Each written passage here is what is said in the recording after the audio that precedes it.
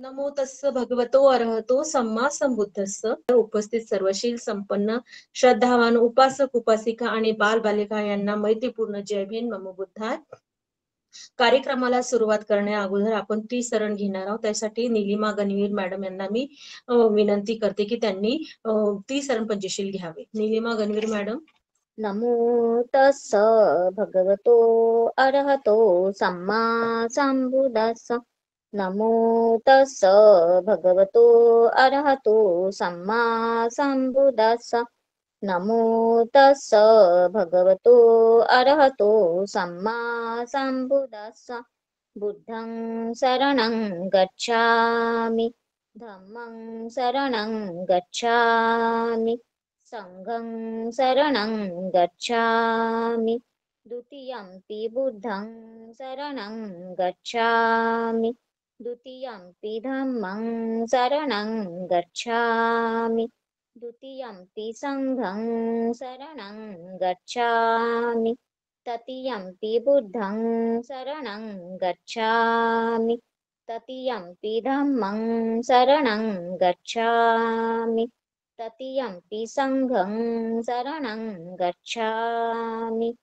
साधु साधु साधु. साधू साधू. धन्यवाद मॅडम.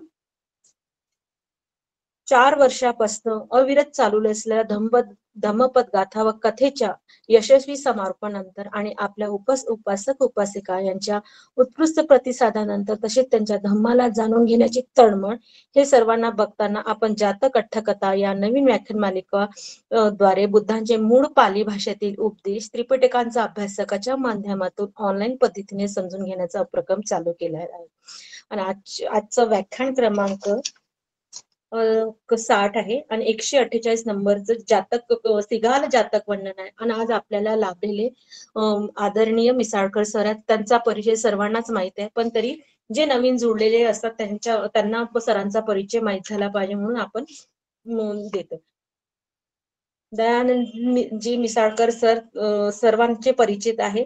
धम्मपद प्रवचन मालिका आणि जातक कथा यांचे प्रमुख मार्गदर्शक मिसाळकर सर आहेत.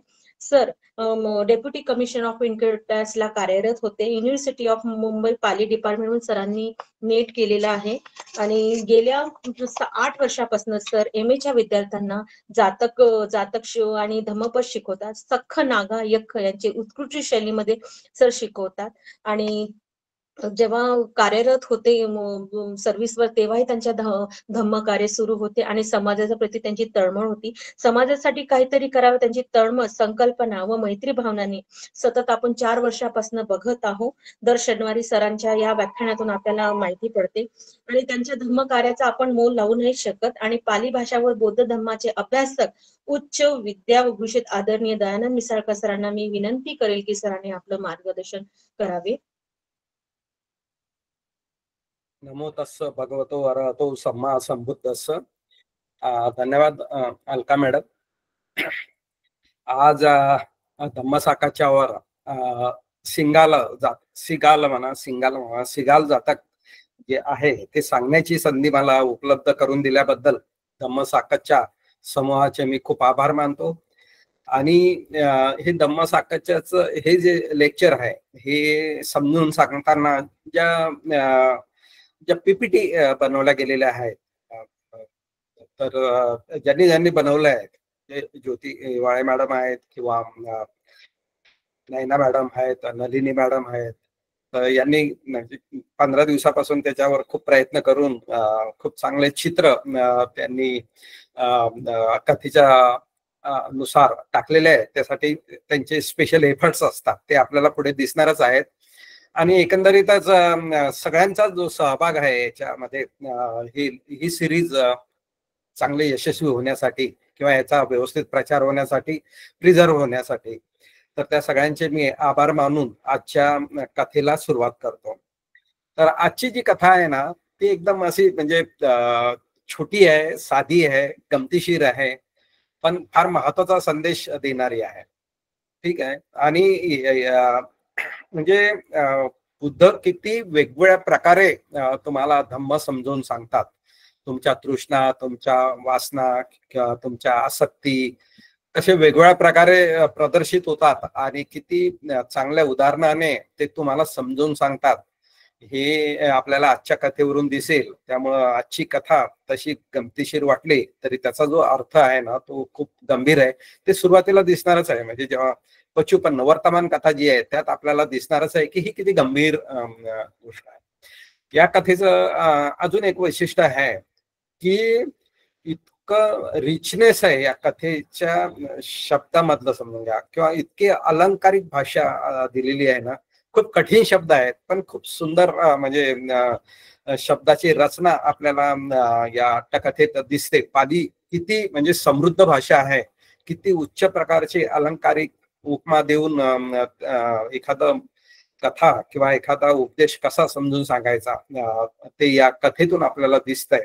म्हणून पाली भाषा म्हणजे कशी अभिजात आहे याची चुणूक आपल्याला या कथेवरून दिसेल. म्हणजे तो पण एक भाग आहे. त्यामुळे एक एक शब्द या कथेचा समजणं फार गरजेचं आहे. कथा खूप म्हणजे सांगितले ना छोटी आहे तर त्याचे शब्दप्रयोग जे आहे ना ते खूप भारी आहेत. तर त्याचा आनंद तुम्हाला नक्कीच होईल आणि पाली भाषेबद्दल तुम्हाला म्हणजे नक्कीच म्हणजे अभिमान वाटेल अशी शब्द रचना आपल्याला या कथेमध्ये दिसणार आहे. तर या कथेत असं आहे की काही 500 भिक्खू जे आहेत त्यांनी प्रवज्जा घेतलेली आहे. श्रीमंत घरातले आहेत ते प्रवज्जा घेतलेली आहे आणि एक दिवस त्यांच्या मनामध्ये काम वासना उत्पन्न होते आणि ते रात्री असे येरझारा घालत असतात विहारामध्ये आणि सगळे म्हणजे चित्त विचलित झालेलं आहे त्यांचं. आणि आपल्याला माहित आहे की बुद्ध नेहमी मेडिटेशन करतात आणि सगळ्यावर लक्ष ठेवून असतात. दुसऱ्याच्या चित्तामध्ये काय चालू आहे ते त्यांना अभ्यासाची सवय होते म्हणजे योग्य मार्गदर्शन करण्यासाठी. मग ते उपासक उपासिका असो किंवा भिक्खू भिक्खुनी असो की देवता असो. तर आणि असं काय चालू आहे यांच्या मनात आणि मी काय उपदेश केला की यांचं चित्त निर्मळ होईल किंवा यांना कोणत्या तरी फलाचा फायदा होईल, फल प्राप्त होईल असं काय केलं म्हणजे किंवा काय उपदेश दिला म्हणजे यांचा फायदा होईल ते विचार करून मग पुढचे ऍक्शन घ्यायचे, पुढची कृती करायची. इथे असंच झालं की जे 500 भिक्खू जे आहेत एकत्र आले आणि विहारात जेव्हा फिरत होते बुद्धांनी जाणलं की अरे ही जे भिक्खू आहेत ही तर म्हणजे यांच्या मनात चुकीचं काही उत्पन्न होत आहे तर मी यांना सरळ मार्गाने आणेल, यांना अरहंत बनवेल. म्हणजे असं ते हे करतात आणि म्हणजे कारण त्यांनी केस स्टडी केलेला असतो त्यांचा आणि मग त्या निमित्ताने त्यांना सगळ्यांना एकत्र बोलवतात आणि नंतर अतीत कथा सांगतात जे जातक म्हणतो आपण, ती जातक सांगतात. तर हा जो पहिला भाग जो आहे वर्तमान कथेचा की त्या 500 भिक्खूंच्या मनात काय चाललेलं आहे, नंतर बुद्ध कसे आले, बुद्ध कसे बसले, बुद्धांनी उपदेश कसे सुरू केले, तर हे खूपच अलंकारिक भाषेत मांडलेलं आहे. त्याचा आस्वाद आपण घेऊच. आणि पुढे मग जेव्हा एक जातक सांगितलं जात आहे तर पूर्वी आहे ना एक कोल्हा होता आणि तो अन्नाच्या शोधात इकडे तिकडे भटकत होता. तर त्याला एका हत्तीचं प्रेत दिसलेला, एक मेलेला हत्ती दिसला आणि तो हत्तीला बघून तो खूप खुश झाला की आता माझी खायची चांगली व्यवस्था होईल. पण आपल्याला माहित आहे की कोल्हा किती छोटा जातीचा प्राणी आहे आणि हत्ती हा बलाढ्य आहे. त्याचं जे म्हणजे चामडं असेल किंवा बाकी जे अवयव आहेत ते किती कडक आहेत, कोल्ह्यासारख्याला खाता येणार नाही अशी ती परिस्थिती असेल. तर कारण अशा अनेक कथा आहेत की कोल्हा वाट बघतो, कोणीतरी वाघ सिंह कोणी जंगली प्राणी येईल आणि त्या हत्तीचं मांस कुरतडेल आणि मग त्यानं खाऊन झालं की मला ते कुरतडलेल्या मांसात मला पण थोडासा खाता येईल नरम भाग. असं अनेक कथा आपल्याला दिसतात जातकामध्ये पण. आणि इथे पण हा पहिले तर सोंडेला चावून बघतो पण तिथे काही जमत नाही, एकदम त्याला खांब्यासारखीच वाटली ती सोंड. मग दात चावायला बघतो, नंतर मग कान चावायला बघतो, पोट चावायला बघतो, शेपूट चावायला बघतो असं. आणि शेवटी असं सगळ्या अंगाने तो फिरत असतो कुठं आपल्याला खायला मिळेल असं. तर त्याला असं शरीराचा कोणताच भाग त्याला मिळत नाही की जो तो चावून खाऊ शकेल असा. पण शेवटी तो गुदद्वाराकडे जातो आणि तिथला भाग त्याला नरम वाटतो आणि मग तो एकदम खुश होतो आणि तो तिथला भाग खातो आणि त्या गुदद्वारातून त्या हत्तीच्या शरीरात प्रवेश करत राहतो आणि आतले जे हृदय असेल किंवा जे नरम भाग असतील ना, फुफ्फुस आहे, हृदय आहे, काही असं खात राहतो तो आणि खूप खुश होतो असं. आणि त्याला तहान लागली की मग तो त्या हत्तीचं रक्त प्यायचा, कारण हत्ती ताजा ताजा मेलेला आहे आणि त्याचं रक्त प्यायचा तो. आणि मग कुठे इकडे तिकडे कसं फिरायचं, तर तिथेच हत्तीच्या पोटातच तो झोपून राहायचा. आणि पुन्हा भूक लागली की पुन्हा हा अवयव खा, तो अवयव खा, पुन्हा रक्त पी, असं त्याचा परिक्रम चालू असतंय. तर त्याला वाटतं हीच जागा चांगली आहे, मला खाणं पिणंही मिळत आहे, भीती नाही, कोणता दुसरा प्राणी येत नाही, अटॅक होत नाही, किंवा मला राहण्याची पण व्यवस्था झाली, खाण्यापिण्याची पण व्यवस्था झाली. आणि असे बरेच दिवस तो एकदम सुखात राहतोय खाण्यापिण्याच्या बाबतीत. नंतर काय होत आहे की हळूहळू आहे ना, जसं ऊन पडत जात आहे आणि वारा वाहत जातो, तर ते शरीर जे आहे ना हत्तीचं, ते सुकत जात आहे. आणि पुढे पुढे काय होत आहे की ते त्याचं रक्तही सुकत जात आहे आणि मांसही सुकत जात आहे. आणि त्याचं जे गुदद्वार आहे, जिथून त्याने प्रवेश केलेला आहे त्याच्या शरीरात, ते सुकत जात गेल्यामुळे काय होत आहे, त्या गुदद्वाराचं जे मुख आहे ते आकसल्या जात आहे, श्रिंक होत आहे आणि हा अंधारात गडप होतो. याला बाहेर जायचा मार्गच मिळत नाही. आणि मग तो इतका घाबरतो, हत्तीच्या शरीरातून इकडे तिकडे कुठे जायचा रस्ता आहे का ते बघत राहतो, पण त्याला मिळतच नाही. आणि खूप भयभीत होऊन तो तसाच राहतो, कसा तरी म्हणजे जीव मुठीत घेऊन राहतो. त्याची सगळी वासनाच उडून जाते की इतकं मला चांगली जागा होते ना, आता काय झालं, मी आता नरकात पडलोय, कुठं म्हणजे अंधारच ना सगळं. पण हळूहळू काय होतं, पुढे पाऊस पडतो आणि त्या हत्तीचं शरीर पुन्हा ओलं होत आहे आणि गुदद्वार पुन्हा थोडस उघडल्या जात आहे थोडस. तर तो आहे ना, त्याला थोडासा उजेड दिसतो त्या भागातून, तर तो आहे ना एकदम खुश होतो आणि कसा तरी त्याला डोक्याने कसा तरी धडका मारून त्याच्यातून बाहेर पडतो. आणि जीव वाचला असं म्हणून आता मी कधी हत्तीचं मांस खाणार नाही, हत्तीकडे बघणार नाही, मी लोभापायी इकडे गेलो, असं अशी ती कथा आहे. खूप सुंदर आहे, खूप छान मेसेज दिलेला आहे. आणि जेव्हा आपल्याला वाटतं की अरे प्राण्याची कथा आहे, कोल्ह्याची कथा आहे, असे आपण खूप म्हणजे कॅज्युअल घेत असतो ते. पण कारण आपल्याला शाळा कॉलेजमध्ये किंवा गोष्टीच्या पुस्तकामध्ये फक्त जातकाचा अतीत भागच दाखवलेला असतो, है ना. म्हणजे कोल्ह्याचीच कथा सांगितलेली असते, पण ती कथाची पार्श्वभूमी सांगितलेली नसते की कशासाठी ही कथा सांगितलेली आहे, बॅकग्राऊंड काय होतं, जे आपल्याला या अभ्यासाद्वारे, आपण सध्या जी सिरीज चालू केलेली आहे जातकामध्ये, आपण वर्तमान कथा खूप गंभीरतेने घेत असतो आणि अतीत कथेकडे जाऊन पुन्हा मग वर्तमान कथेकडे येत असतो, किंवा संबोधन जो भाग आहे, तर बुद्धाचं टीचिंग काय आहे याच्याकडे जात असतो. त्यामुळे आपण शास्त्र शुद्ध पद्धतीनं जातक समजून घेण्याचा प्रयत्न करतो, या अट्टकथा समजून घेण्याचा प्रयत्न करतो. आणि त्यासाठी सगळे म्हणजे धम्मसाक्ताची टीम आहे आणि उपासक उपासिका किंवा श्रोते जे आहेत त्यांची खूप जास्त हेल्प होते किंवा अप्रिशिएशन होत आहे. त्यामुळे सगळ्याच वक्त्यांना असं वाटतं की आपण अधिक चांगल्या तऱ्हेनं ते प्रेझेंटेशन करावं. आणि त्यामुळं या मालिकेमध्ये जे काही लेक्चर होतात त्याचा दर्जा नेहमीच उत्तम राहिलेला आहे आणि त्याची पावती आपल्याला बऱ्याच लोकांकडून मिळते. युनिव्हर्सिटीमध्ये गेल्यावर किंवा काही एखाद्या फंक्शनला गेल्यावर कोणीतरी असा एखादा भेटतो, सर तुम्ही धम्मसाक्ताच्या वाले आहे ना, तुम्हाला मी पहिल्यांदाच बघितलं, याच्यावर बघितलेलं आहे, मी मोबाईलवर बघितलं किंवा कॉम्प्युटरवर बघितलं, पण प्रत्यक्षात बघण्याचा आनंद काही वेगळाच असतो.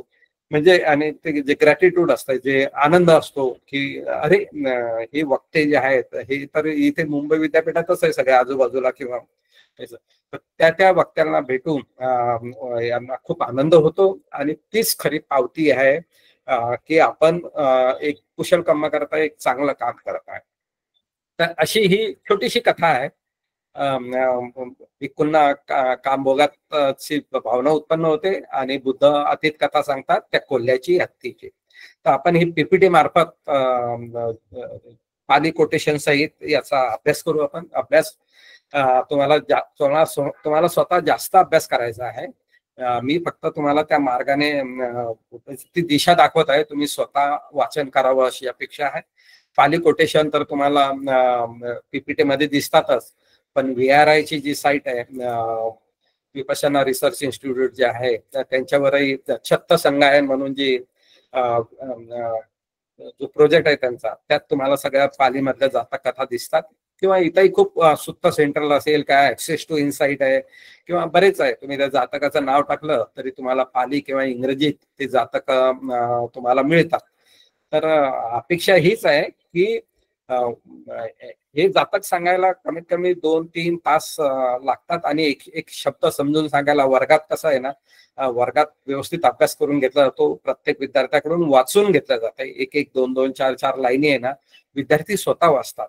मात्र ऑनलाईन मध्ये काय होतंय की तेवढा आपल्याला वेळ नाही आहे, आणि हा काही क्लास नाही आहे. ठीक आहे, म्हणजे क्लास नाही आणि आम्ही टीचर नाही. त्यामुळे एक कथा सांगणं आणि थोडक्यात समजून सांगणं हा उद्देश असतो. पण तुम्हाला त्याच्यावर गंभीर चिंतन करून, गंभीर अभ्यास करून पुढे जायचं आहे, एवढं लक्षात ठेवा. आणि जिथे तुम्हाला काही प्रश्न असतात किंवा पुढे घरी गेल्यानंतर वाचल्यावर किंवा 2-4 दिवसांनी ऐकल्यावर, वाचल्यावर काही प्रश्न असले तर मग त्याच्यावर चर्चा होऊ शकते. पण असं वन वे नाही ठेवायचं आहे आम्हाला, की आम्ही सांगत राहू, तुम्ही ऐकत राहा, खूप छान झालं, खूप छान झालं. ठीक आहे. तर पुन्हा एकदा सगळ्यांचे आभार मानून आपल्या कथेला सुरुवात करू. तर ही आहे सिगाला जातक वर्णना. 148 क्रमांकाचं जातक आहे. तर आता आपण म्हणजे 150 जातक पर्यंत पोहोचलेलं आहे. ठीक आहे ना. आता इथे बघा, हे जे चित्र आहे, एक कोल्हा दिसतोय आणि तिथं मेलेला एक हत्ती दिसतो. तर ही या कथेची आपल्याला पार्श्वभूमी दिसते. पुढे चला, नेक्स्ट. न अहं पुनं च पुनंती इदं सत्था जेतवने विहरंतो किलेस निग्रहं आरभ कथेसी. न अहं पुनः पुनः, मी पुन्हा म्हणजे मी नाही पुन्हा पुन्हा इथे येणार. इदं है ना, मी पुन्हा पुन्हा इथे येणार नाही, त्या अर्थाने इथे आलेलं आहे. इदं सत्ता जेतवने विहारतो. जेत मध्ये विहार करत असताना किलेश निग्रह, जे त्यांच्यात ती तृष्णा निर्माण झाली होती, जे विकार उत्पन्न झाले होते चित्तामध्ये, जे अकुशल उत्पन्न झालं होतं, ते नष्ट करण्याच्या संदर्भात ही कथा सांगितलेली आहे. किलेश निग्रह, नष्ट करण्यासाठी. ठीक आहे, नेक्स्ट. आणि मी आपल्याला सुरुवातीला सांगितलं की यातले जे शब्द अलंकार आहे ना, किंवा शब्दाची रचना बघा, खूप सुंदर आहे. प्रत्येक शब्दाचा अर्थ नाही सांगता येणार वेळेअभावी, ते मी तुमच्यावर सोडतो.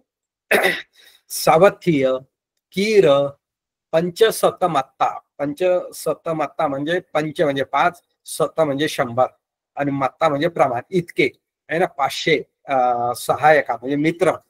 महाविभवा है ना, म्हणजे एक श्रीमंत असे. सेठीपुत्ता है ना, श्रेष्ठीपुत्र म्हणजे 500 श्रेष्ठीपुत्र. धम्मदेसनं सुत्वा, शास्त्राची धम्मदेसना ऐकून, शासने उरंग दत्वा म्हणजे त्यांना शासनामध्ये त्यांची श्रद्धा उत्पन्न होऊन, पबज्जित्वा प्रबज्जित होऊन, जेतवने जेतवनात, हा एक महत्वाचा शब्द आहे. जेतवने अंतो कोटी संथारे विहरिंसु. खूप सुंदर शब्द आलेला आहे, आणि ज्याला माहिती आहे त्यालाच या शब्दाचा अर्थ कळेल, बाकीच्यांना कळणार नाही. म्हणजे एखादा नवीन व्यक्ती असेल तर त्याला कळणार नाही. काय म्हणतो हा? जेतवने अंतो कोटी संथारे विहरिंसु. ठीक आहे. आता तुम्ही म्हणाल हे काय मधातच आलेलं आहे, म्हणजे सावथी केर पंचसत माता, श्रावस्तीला 500 पंच श्रेष्ठी मित्र आपली संपत्ती सोडून, शास्त्राचा धम्मदेसना ऐकून, प्रवज्जित होऊन, जेतवनात विहरिंसु, जेतवनात विहर करत होते. पण कोणत्या जेतवनात? अंतो कोटी संथारे. संथारे म्हणजे पसरवलेले. काय पसरवलेले? कोटी. कोटी म्हणजे कोटी धन है ना, करोडोचं धन पसरवलेलं. अंतो म्हणजे आत. तर जेतवने, अंतो म्हणजे जेतवनामध्ये ज्यांनी करोडो ची नाणी पसरवली होती, अशा जैतवनात ते विहार करत होते. तर तुमच्या लक्षात आलं, हे अनाथ पिंडकाबद्दल बोलले, ते इथं नाव नाही आलेलं, पण त्या विहारात राहिले जिथे करोडो नाणी अंथरल्या गेलेली होती, अशा जैतवनात ते राहत होते. तर खूप सुंदर शब्द आहे आणि त्याला पार्श्वभूमी आहे. म्हणून आपल्याला जोपर्यंत इतरही वाचन करत नाही ना आपण, तोपर्यंत जाता कथा किंवा कोणताही सुत्त गाथा बराबर कळत नाही. आता एक दिवस, तेव्हा आता हे प्रवज्जित झाले, तिथे विहार करत असताना एक दिवस काय झालं, ते सण म्हणजे ते सगळे जे 500 मित्र होते भिक्खू, अड्डरप्त समय, अर्ध्या रात्रीच्या वेळी, किलेस निश्चितो संकल्पो उपजी, त्यांच्या चित्तामध्ये काय झालं, क्लेश उत्पन्न झाले कामभोगाचे. ठीक आहे, ते उत्खंठित्वा, आता ते उत्खंठित झाले, ते गट एक्सायटेड, ते गट काय म्हणू आपण त्याला, डिस्ट्रॅक्टेड असं पण म्हणू शकतो आपण, की त्यांना म्हणजे त्यातून म्हणजे त्याच्यामुळं ते विचलित झाले. त्यांचं जे चित्त एकाग्र जे होतं, भावना जे करत होते किंवा विपස්සना जे करत होते, त्याच्यापासून त्यांचं चित्त विचलित होऊन आत्ताना जहित किलेसे, आत्ताना म्हणजे स्वतःचे जहित किलेसे, म्हणजे स्वतःचे क्लेश ज्यांनी सोडून दिले होते, आणि त्यासाठीच ते प्रवज्जित झाले होते.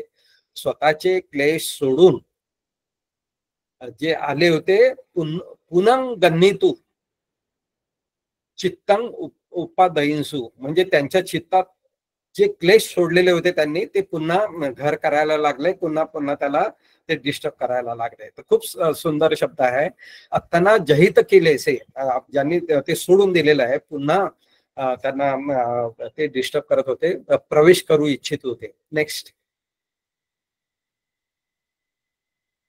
अथ सत्ता अड्डतर समांतरे, तेव्हा म्हणजे त्या रात्री जेव्हा हे डिस्टर्ब झाले होते आणि तिकडे फिरत होते, त्यावेळेस आहे ना, बुद्ध, आपल्याला माहित आहे की बुद्ध प्रत्येक वेळेस मेडिटेशन मध्ये असायचे आणि सगळ्या विश्वावर, सगळ्या कॉस्मॉलॉजीतील सगळ्या जीवाकडे ते म्हणजे बघायचे. याच्या आधी पण बरेच प्रसंग आलेले, सकाळीच ते मेडिटेशन करायचे आणि कोण आपल्या धम्माच्या जाळ्यात येत आहे ते बघायचे, संध्याकाळी पण बघायचे, दुपारी पण बघायचे, आणि आता बघितलं की मध्यरात्री सुद्धा ते मेडिटेशन करून कुठे काय चालू आहे ते सांगत आहे. तर त्यांनी काय शब्द वापरला, त्यांनी सपयूत ज्ञान दंड दीपक, खूप सुंदर शब्द आलेला आहे. काय काय शब्द आहे, सपयू म्हणजे सर्वज्ञानी, ज्ञान म्हणजे ज्ञान, आणि दंड म्हणजे हातात काठी असते की नाही, तो दंड, दीपक, दीपक म्हणजे दीपक म्हणजे किंवा दिवा असं. तर असे सर्वज्ञ ज्ञानाचा दंडाचा दिवा घेऊन, है ना, उक्खिपित्वा, हातात घेऊन, हातात उचलून, कतरायनुखो रतिया जेतवने भिक्खू विहरंती ती. अरे हे भिक्खू म्हणजे त्यांना मेडिटेशन करताना बघितलं की हे भिक्खू तिकडे फिरत आहे, तर आपल्या आपल्या नॉलेजनं, आपल्या पयेनं, आपल्या प्रज्ञेनं, आहे ना, ज्ञानाच्या प्रज्ञेनं त्यांनी जाणलं, आणि त्यासाठी खूप सुंदर उपमा दिलेली आहे, दंड दीपका. ठीक आहे, ओके. तर हे भिक्खू का अशी रात्री मध्यरात्री फिरत आहे? ठीक आहे, भिक्खू नंग अज्जासायंग ओलोकेन, तो स्वतःच्या चित्ताने बघून, तेसंग भिक्खू नंग अभंतरे, त्या भिक्खूच्या चित्तात, इनसाइड, है ना, काम राग संकपस उत्पन्न भावं अय्यासी, तर त्यांच्यात काम राग उत्पन्न झाला आहे असं बुद्धाने आपल्या चित्ताने, त्यांच्या चित्तांना जाणून बघितलं. सत्ताचं नाम, आता आहे ना, मी तुम्हाला सांगितलं की इतक्या सुंदर उपमा आणि इतक्या सुंदर अलंकारिक भाषा आहे ना, काय भाषा आहे बघा आता. सत्ताचं नाम एक पुत्तिका इथी अत्तनोपुत्तवीया, मग शास्त्राची भूमिका आपल्या शिष्याप्रती कशी आहे, तर त्याच्या त्या उपमा दिलेल्या आहेत. एक पुत्तिका इथी, एक पुत्तिका म्हणजे एक पुत्र, इथी म्हणजे स्त्री, अत्तनो पुत्तवीया ज्या स्त्रीला एकुलता एक पुत्र आहे किंवा म्हणजे एकुलता एक मूल किंवा मुलगी जी काय असेल ते एकुलता एक पुत्र आहे, ती किती जीव लावते त्या मुलाला, है ना, एकुलता एक असल्यामुळे. तसं विया म्हणजे लाईक दॅट, त्यासारखे एक पुत्रिका इतकी अतनो पुत्तो विया, एक मुलगा एकच एकुलता एक पुत्र असलेली स्त्री जशी आपल्या मुलाकडे लक्ष देते, एक चक्षु को पुरीसो, एक चक्षु असलेला पुरुष म्हणजे ज्याला एकच डोळा आहे असा पुरुष आपल्या त्या एकुलत्या एक डोळ्याकडे किती काळजीनं राखण करतो ना, तसं एक चक्षु को पुरीसो चक्षुं विय अत्तनो सावके रखती. त्याचप्रमाणे सत्ता अत्तनो सावके रखती. त्याचप्रमाणे शास्ता म्हणजे बुद्ध आपल्या श्रावकाचं रक्षण करतात. कसे रक्षण करतात? एखादी स्त्री आपल्या एकुलत्या एक मुलाचं करते किंवा एक डोळा असलेला व्यक्ती, एक चक्कू असलेला व्यक्ती आपल्या एकुलत्या एक डोळ्याचं रक्षण करतो. ठीक आहे, खूप सुंदर उपमा दिलेली आहे. पुढे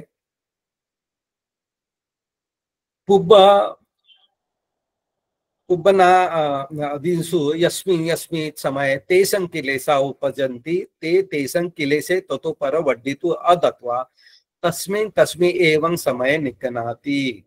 तर जेव्हा जेव्हा तुमच्या चित्तामध्ये अशी क्लेश उत्पन्न होतात ना, तेव्हा तेव्हा त्याला वाढू द्यायला नाही पाहिजे आणि ते तिथेच नष्ट करायला पाहिजे, असं त्याचा अर्थ आहे. निकनाते ते काढून टाकायला पाहिजे. तेन स एतदहोसी, तेव्हा ते असा विचार केला. अयं पुन्हा एकदा उपमा दिली त्यांनी, खूप सुंदर उपमा आहे. अयं चक्रवर्तीरयो अंतो नगर एवं चोरानं उत्पन्न कालो वर्तती. खूप सुंदर म्हणजे ना, म्हणजे काय म्हणतात ना, अति अति सुंदर उपमा दिलेली आहे. म्हणजे एखादा चक्रवर्ती राजा, आता तुम्हाला चक्रवर्ती राजाबद्दल तर माहिती आहे ना, की त्यानं सगळं जगावर त्याने विजय मिळवलेला आहे आणि तो एकमेव आहे. म्हणजे सगळे इतर जे राजे असतील ते त्याच्या अखत्यारीत आहे. आता त्याला जिंकण्याचं काहीच शिल्लक राहिलेलं नाही आहे राज्य. ठीक आहे, या जगाचा तो अधिपती असतो आणि त्याचे जे काही गुण असतील आपण आधी अभ्यास केलेला आहे त्याचा. तर चक्रवर्ती म्हणजे सगळ्यात ग्रेटेस्ट पर्सनॅलिटी असं म्हणू आपण. तर असा चक्रवर्ती राजा आहे ज्याचा सगळ्या जगावर हुकूम चालतो, सगळ्या जगावर शासन चालतो. त्याच्याच नगरात म्हणजे तो जिथे राहतो त्या कॅपिटल मध्ये, त्या नगरात चोरानं प्रवेश करावा. खूप सुंदर उपमा दिलेली आहे. इदानीव तस्स धम्मदेशनं कत्वा ते किलेसे निगनित्वा अरंतं दसामी. तर मी जेतवनात राहतो, मी बुद्ध आहे ना, म्हणजे चक्रवर्ती समजा, मी बुद्ध आहे आणि माझ्याच एरियात म्हणजे जेतवनामध्ये या भिक्खूंच्या चित्तात क्लेशाने प्रवेश करावा, जसं की चक्रवर्ती राजाच्या नगरात चोराने प्रवेश करावा, तर मी असं होऊ देणार नाही. इदानेव आता मी, तेव्हा मी आता तेसं धम्मदेशनं कत्वा, तेव्हा मी त्यांना धम्मदेशना देऊन ते किलेसे निगनित्वा, ते क्लेश बाहेर काढून अरहंतं दसामी, त्यांना मी अरंत पदाचं दर्शन करेन, त्यांचा लाभ देईन. असं खूप सुंदर उपमा आणि अर्थ त्यांनी सांगितलेला. नेक्स्ट, सो सुरभी गंधकुटी तो निखमित्वा, है ना, मग तो आपल्या सुवासिक जी गंधकुटी आहे ना, त्यातून एक विशिष्ट प्रकारचा सुवास यायचा असं म्हटलं जात आहे, म्हणून सुरभी गंधकुटी तो असा शब्द वापरलेला आहे त्यांनी. निखमित्वा, तिथून निघून मधुर रसेना, मधुर सरेना, सॉरी रसेना नाही, मधुर सरेना, मधुर स्वराने आनंदाती. ठीक आहे, त्यांनी आनंदाला आवाज दिला. आनंदा आयुष्यमान आनंदा धम्म भांडारिकं आनंद थेरंग आमंतेसी. आनंदा असं म्हणून त्यांनी धम्म भांडारिक आनंद थेरंग आमंतेसी, धम्म भांडारिक आनंद थेराला बोलावले. तर आता इथे एक शब्द त्यांनी जोडलेला आहे, धम्म भांडारिकं. ठीक आहे ना, म्हणजे आनंद थेरांचं जे वैशिष्ट्य होत आहे ना, तर त्यांना सगळ्या सुत्ताचा चांगला अभ्यास होता ना, आणि त्यांचं त्यांची मेमरी खूप स्ट्रॉंग होती, म्हणजे कोणतं सूत्र कुठे सांगितलं काय झालं ते खूप चांगल्या प्रकारे ते सांगायचे. आणि काय व्हायचं की प्रत्येक वेळेस ते बुद्धासोबत असायचे ना, तर त्यांची मेमरी स्ट्रॉंग असल्यामुळे त्यांना सगळ्या सुत्ताचं ग्रहण सुत्त त्यांच्या म्हणजे डोक्यात होते, आणि त्यामुळे त्यांना धम्म भांडारिकम असा शब्द वापरलेला आहे. तर इथे आहे ना, म्हणजे किती सुंदर शब्द प्रयोग केलेला आहे. एका शब्दात आनंद थेराचं वैशिष्ट्य सांगितलंय त्यांनी. म्हणजे फोकस नाहीये, आनंद थेरावर फोकस नाहीये, तरी आनंद थेराला त्याचं वैशिष्ट्य सांगितलं गेलेलं आहे. हीच तर मजा आहे पाली साहित्याची. थेरो की भन्ते ती आगंत्वा वंदित्वा 88. तर मग ते बोलवल्यावर आनंद थेर तिथे गेले, त्यांनी वंदन केलं बुद्धांना आणि विचारलं भन्ते कशासाठी बोलवलंय. तर आनंदा यत्तका भिक्खू अंतकोठी संतारे विहरंती सभ्येव गंधकुटी परिवेने सन्निपाते हेते. तर बुद्धांनी त्याला आदेश दिला की या जेतवनामध्ये जेवढे भिक्खू असतील, जेवढे म्हणजे आता तुम्हाला माहित आहे जेतवन किती मोठं होतं आणि तिथे बुद्धाचं वास्तव्य सगळ्यात जास्त होतं, त्यामुळे भिक्खूंची संख्या खूप जास्त होती, लक्षात ठेवा. आणि बुद्धांनी काय केलंय माहितीये का, सगळ्यांना बोलवलंय. ती बुद्धाचं उपाय कौशल्य आहे किंवा स्किल जे आहे ना विशेष आहे. काय असं म्हटलं त्यांनी, एवं किरणस अहोसी स्वच अहम तेव पंचसते भिक्खू पक्को सापे सामी.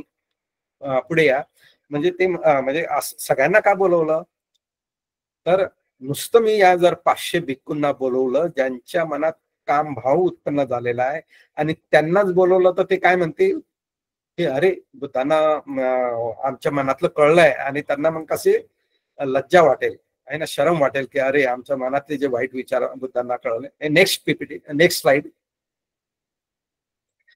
सत्तारानो अभंतरे केले सानन उपन भावो न्यातोती.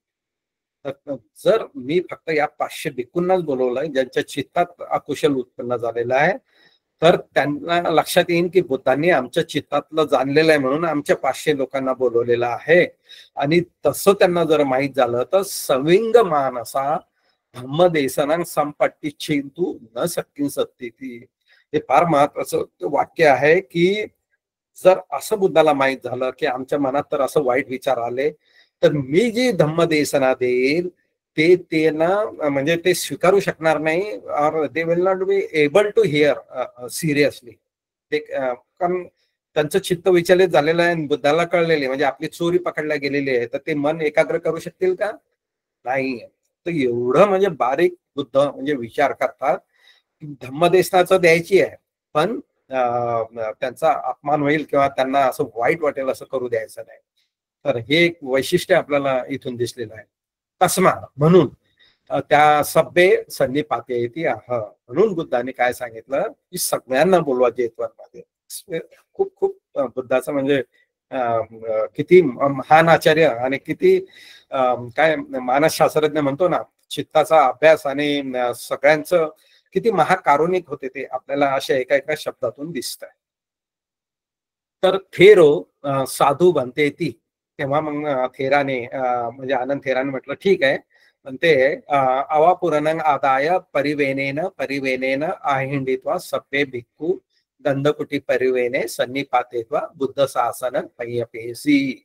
तर त्यांनी सांगितल्याप्रमाणे आनंद थेर सगळ्या ठिकाणी गेले, म्हणजे वेगवेगळे चेंबर असतील किंवा वेगवेगळे भाग असतील त्या जेतवनमध्ये भिक्खूंचे आहे ना, त्यांच्या स्टेटसनुसार कोणी अरंत असेल, कोणी सिनियर असेल, कोणी आहे ना, त्यानुसार जे काही वेगवेगळे भाग असतील त्या ह्याचे. तर हा पण एक महत्वाचा विषय आहे ना, सगळे भिक्खू एकत्रच राहत नव्हते, सिनियर ज्युनियर हे भाग तर होतेच ना त्यांचे. तर त्या सगळ्या ठिकाणी हे गेले आणि सगळ्यांना एका ठिकाणी बोलवलं आणि बुद्धांना बुद्धांचा निरोप दिला. ठीक आहे, आणि त्यांच्यासाठी आसन ठेवलं. सत्था पलंकंग अभुजित्वा. आता मी तुम्हाला नेहमी सांगत आहे की किती सुंदर उपमा, किती अलंकारिक भाषा आहे, ती पण आता इथे तुम्हाला दिसेल. इथे खूपच जास्त वापरलेले शब्द. सत्था पलंकंग अभुजित्वा. म्हणजे शास्त्रासाठी जे आसन ठेवलं होतं ना, त्याच्यावर बुद्ध कसे बसले. ठीक आहे. उजुकायं वनिधायं शिला पथवीयं पतिष्ठमानो सिनोरुवीय. ठीक आहे. पय्यते बुद्ध शासने निशिदी. नंतर काय झालं, बुद्ध तिथे एकदम ताठ बसले. ठीक आहे ना. कसं केलं त्यांनी, उजुकायं, काय आहे ना, कशी केली त्यांनी, उजू केली. उजू केली म्हणजे कशी, सरळ केली, ताठ केली. ठीक आहे. आणि पनिधाय शिला पथविया, आणि असं ताठ बसून त्यांनी काय केलं की शिला पथवीय पतिष्ठमानो, म्हणजे सिनुरुवीय, म्हणजे या पृथ्वीवर जो सिनेरू पर्वत ठेवलेला आहे कधी, या पृथ्वीवर जसा सिनेरू पर्वत ताट उभा आहे तसाच, म्हणजे थोडक्यात सिनेरू पर्वत ज्यांना माहिती नसेल, आपल्या हिमालयासारखा. ठीक आहे. तर हिमालयासारखा पर्वत कसा उंच आणि ताठ बसलेला आहे सगळा पृथ्वीवर, सगळ्यात उंच दिसतो का नाही तो, आणि स्ट्रेट फॉरवर्ड दिसतो असा, तसं बुद्ध त्या सगळ्या भिक्खू संघात ते असे ताठ बसलेले, कसे, सिनुरू पपतवियन, सिनुरू पर्वतासारखे. ठीक आहे.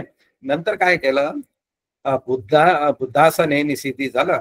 आ वेळा वेळा यमक यमका छबन्न घन बुद्ध रश्मियो विसर्जयंतो. तर हे एक विशेष आहे, तुम्हाला लक्षात घ्या की कधी कधी बुद्धांना आपलं महत्व दाखवायचं आहे, किंवा समोरच्यावर खूप छाप पाडायची आहे, किंवा समोरच्याला प्रभाव टाकून त्याचं चित्त एकाग्र करायचं आहे, अशा वेळेस आहे ना, ते आपल्या शरीरातून रश्मी, म्हणजे काय म्हणतात, किरण, असे रंगबेरंगी किरण ते विसर्जित करायचे, काढायचे, असे पाहिजे तसे गरजेनुसार. म्हणून बुद्ध रश्मी जे म्हटलं जाते ना, तर कधी भुवयामधून, कधी डोक्यातून, कधी शरीरातून, असे वेगवेगळे ते किरण बाहेर काढायचे. म्हणून त्यांनी सांगितलं आहे ना, छबन्न घन बुद्ध रश्मियो, 6 प्रकारच्या वर्णाचे किंवा रंगाचे ते किरण ते बाहेर काढायचे. कारण त्यांना आहे ना इम्प्रेस करायचंय, ते 500 भिक्खू जे आहेत, ते जे डिस्टर्ब आहेत त्यांना चित्त एकाग्र करण्यासाठी त्यांनी तो प्रयोग केलेला आहे. ती इद्धी जी आहे त्यांच्याकडे ते त्यांनी वापरलेली आहे. तापी ते अपि रश्मियो पतिमत्ता छतमत्ता कुटागारम कुच्छिमत्ता छिज्जित्वा गगनतले विज्जुलता वियं संचरीसु. हे पण शब्दप्रयोग खूप चांगले आहेत, पण थोडक्यात असं सांगतो की त्यांनी आहे ना एक हातभर रश्मी काढली बाहेर, नंतर छतापर्यंतची म्हणजे किरण काढली बाहेर, नंतर मग ते जिथं बसले होते त्यातून ते एकदम बाहेर ते किरण पडायला लागले. नंतर एखादी वीज कशी चमकते तशी ती किरण म्हणजे सगळे चमकायला लागले. म्हणजे ते त्यांची एक स्टाईल आहे, स्टेप बाय स्टेप ते त्याची तीव्रता वाढत होते, त्याचा इन्फ्लुएन्स वाढवत होते. ठीक आहे. अनव कुच्छी खोबेत्वा बाल सूर्य गगन मालो विये अहोसी. आणि ही पण एक खूप सुंदर हे दिलेलं आहे. अनव कुच्छी, ठीक आहे, खोबेत्वा बाल सूर्य, ठीक आहे, गमन कालो विय अहोसी. तर सकाळी म्हणजे समुद्र म्हणजे पूर्वेकडे असले की, पूर्वेकडे समुद्र किनारा असला तर त्या म्हणजे जेव्हा सूर्य उगवतो ना, तर तो समुद्रातून असं वर वर वर येतो, असा आहे. म्हणून त्यांनी शब्द वापरलेला आहे अन्न व कुच्छी, म्हणजे समुद्राच्या पोटातून जेव्हा सूर्य उगवतो तर हळूहळू तो म्हणजे असं लाल हे असतो ना, लाल पिवळा असतो, किंवा त्याची उष्णता कमी असते, आणि मग हळूहळू जसा वर येतो त्याचा प्रकाश वाढत जातो, त्याची गरमी वाढत जाते, उष्णता वाढत जाते, आहे की नाही. तर तो जो नुकताच उगवणारा सूर्य आहे त्याला काय शब्द दिलेला आहे त्यांनी, बाल सूर्य उगमन काले. हे ना, खूप सुंदर शब्द दिलेला आहे, आणि नक्कीच तुम्ही एन्जॉय करत असाल या शब्दाचा, असा विश्वास आहे मला. नेक्स्ट, भिक्खू संघोपी सत्तारंग वंदित्वा गरु चित्तं पच्चुपट्ठ भेत्वा रक्त कंबल सानिया परीक्षिपंतो प्रिय परिवारेता निषिधी. तर कसं बुद्ध आले की सगळे उभे राहतात ना, त्यांना म्हणजे वंदन करतात फिरून आणि नंतर आपल्या जागेवर बसतात, हे की नाही. तर त्यांनी काय केलं, आपलं चित्त त्याच्यावर त्याच्यावर केंद्रित करून आपलं चित्त त्यात एकत्रित करून रक्त कंबल सानिया परिखिपंतो, ही इतकी सुंदर उपमा दिलेली आहे ना की परिवारित्वा निसित्वी. आता बुद्ध बसल्यावर काय झालं की सगळ्या बाजूने सगळे भिक्खू बसले, आणि हे फक्त 500च भिक्खू नाही, माहिती आहे, ते हजारो असतील, ठीक आहे ना, हजार बी नसतील, हजारो असतील भिक्खू. आणि सगळे कसे चिवर घालून आहे ना, भगवी वस्त्र घालून आहेत, आणि असे सगळे बुद्धाच्या सगळ्या बाजूनी बसलेले आहेत, ठीक आहे, बुद्धाच्या समोर सगळ्या बाजूने असे गोल असे बसलेले आहेत. तर त्याला इतकी सुंदर उपमा दिलेली आहे, रक्त कंबल सानिया परिखिपे म्हणतो विय परिवारित्वा निषेधी. तर म्हणजे बुद्धाने जणू काही लाल रंगाची कांबळच लपेटलेली आहे स्वतःला, इतकी सुंदर उपमा दिलेली आहे त्यांनी. म्हणजे हे भिक्खू संघ असा गोल बसलेला आहे ना की जसं की बुद्ध एका बाजूला आणि सगळं भिक्खू असे जे बसलेलं आहे, तर त्या भिक्खूच्या रंगाची जी चादर आहे किंवा कांबळ जे आहे ती बुद्धाने लपेटून घेतलेली आहे. इतकं म्हणजे अलंकारिक भाषा आपल्याला इथं दिसते, ठीक आहे. सथा ब्रह्मसरंग निच्छेदंतो, तेव्हा शास्त्याने ब्रह्मस्वरात म्हणजे निच्छेदंत म्हणजे त्याचा वर्षाव करून असं आहे ते, भिक्खू आमंत्रित्वा, आणि भिक्खूंना म्हणजे उपदेश देणं सुरू केलं. तर ब्रह्मसरंग हा शब्द आहे ना, आपले एक विद्यार्थी होते, आता बिचारे कोरोना काळात गेले, ते आर्टिस्ट होते, धम्मविजय तांबे म्हणून. तर त्यांनी याच्यावर एक रिसर्च पेपर केला होता, ब्रह्मसरंग म्हणजे काय. तर त्या स्वराचं वैशिष्ट्य त्यांनी सांगितलेलं होतं की तो म्हणजे ज्याला ऐकू जायचं त्यांच्याकडे जातो, तो शब्द ऐकला की तो एकदम कानातच जातो, हृदयात जातो, आणि त्याचं म्हणजे सगळ्यात श्रेष्ठ स्वर कोणता असेल तर तो ब्रह्मस्वर असा, जो म्हणजे खूप हवावासा वाटतो, जो चांगला समजतो, जो खूप म्हणजे मुलायम आहे किंवा गोड आहे किंवा आवडीचा आहे, त्याला काही पण शब्द द्या तुम्ही, तर त्याला ब्रह्मस्वर म्हटलेला आहे. आणि बुद्धाचा जो स्वर आहे तो ब्रह्मस्वर म्हटला गेलेला आहे. आणि म्हणून सगळे एकत्र आलेले आहे. आणि that was not time to preaching to preach, माहित आहे ना. बुद्धाने असे कधी कधी अचानक भिक्खूंना बोलवलेलं असतं काही कारणामुळे, काही विशेष कारण असतं, तर भिक्खूंना पण कळतं काहीतरी बुद्धांना विशेष सांगायचं आहे, म्हणून आपल्याला यावेळी बोलवलेलं आहे, लक्षात ठेवा. आणि म्हणून सगळे भिक्खू आले आणि एकदम कॉन्सन्ट्रेट करून बसले. तेव्हा न भिक्खवे भिक्खूना नाम काम वितक व्यापाद वितक्क विहिंसा वितक्कंती इमे तयो अकुशल वितक्क वितक्कंतु वट्टती. तर भिक्खूंनो, हे जे 3 वितक्क आहेत है ना, कोणते, काम वितक्क, व्यापाद वितक्क, विहिंसा वितक्क, या तिघांना हे हे 3 अकुशल वितक्क म्हटल्या गेलेले आहे, विचार म्हटल्या गेलेले आहे. वितक्कंतु वट्टंती, हे 3 विचार म्हटल्या गेलेले आहे. नेक्स्ट, अंतो उपन्न किलेसे ही परितक्कोती अवमन्येतु न वट्टती. तर तुम्ही या उत्पन्न झालेला किलेसला आहे ना, त्याला तुम्ही आत ठेवायला नाही पाहिजे, त्याला बाहेर काढायला पाहिजे. त्या न वट्टती किलेसे नाम पश्चामेत सदिसो. हे क्लेश म्हणजे काय आहे ना, हे खरं म्हटलं तर शत्रू आहे, ठीक आहे. पश्चामेतोच खुद्द को नाम नथी, हे फार महत्वाचे. म्हणजे मी सांगितलं ना, याच्यात सुरुवातीलाच बुद्धाने जो उपदेश दिलेला आहे ना, तो खूप महत्वाचा आहे की पश्चामेतोच खुद्द को नाम नथी. शत्रूला कधीही कमी किंवा छोट समजू नका. लक्षात ठेवा, हा शब्द बुद्धाने ऑलरेडी सांगून ठेवलेला आहे. शत्रूला कधीही छोट समजू नका. ओकासं लभित्वा विनाश एवं पापेती. तर जेव्हा त्याला अवकाश मिळतो, जेव्हा त्या शत्रूला संधी मिळते, तेव्हा तो तुमचा विनाश करतो. इट्स व्हेरी व्हेरी इम्पॉर्टंट आहे, अंडरलाईन करून ठेवा, लिहून ठेवा. एवमेव अप्पमत्त कोपी किलेसे उपजित्वा वड्डिंतु लभंतु महाविनाशं पापेती. म्हणून असं जर तुमच्या चित्तामध्ये जर असं काही उत्पन्न झालं, तर त्याला जर संधी मिळाली वाढायची तर तो तुम्ही महाविनाश प्राप्त होता. ठीक आहे ना. हा शत्रू कोणताही असू शकतो. इथे चित्ताबद्दल सांगत आहे, चित्ताच्या विकाराबद्दल सांगत आहे. पण तुम्ही म्हणजे दैनंदिन जीवनातही असे शत्रू जे आहे त्याचा तुम्ही विचार करू शकता. पुढे जाऊ आपण. किलेसे नामस हलाहल विस उपम.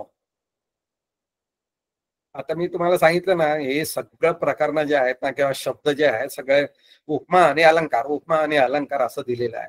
आणि एखाद्या शब्दाला जर महत्व द्यायचं असेल, आता इथं क्लेश आहे, क्लेशाबद्दल बुद्ध खूप चांगलं समजून सांगत आहे की क्लेश कसे असतात.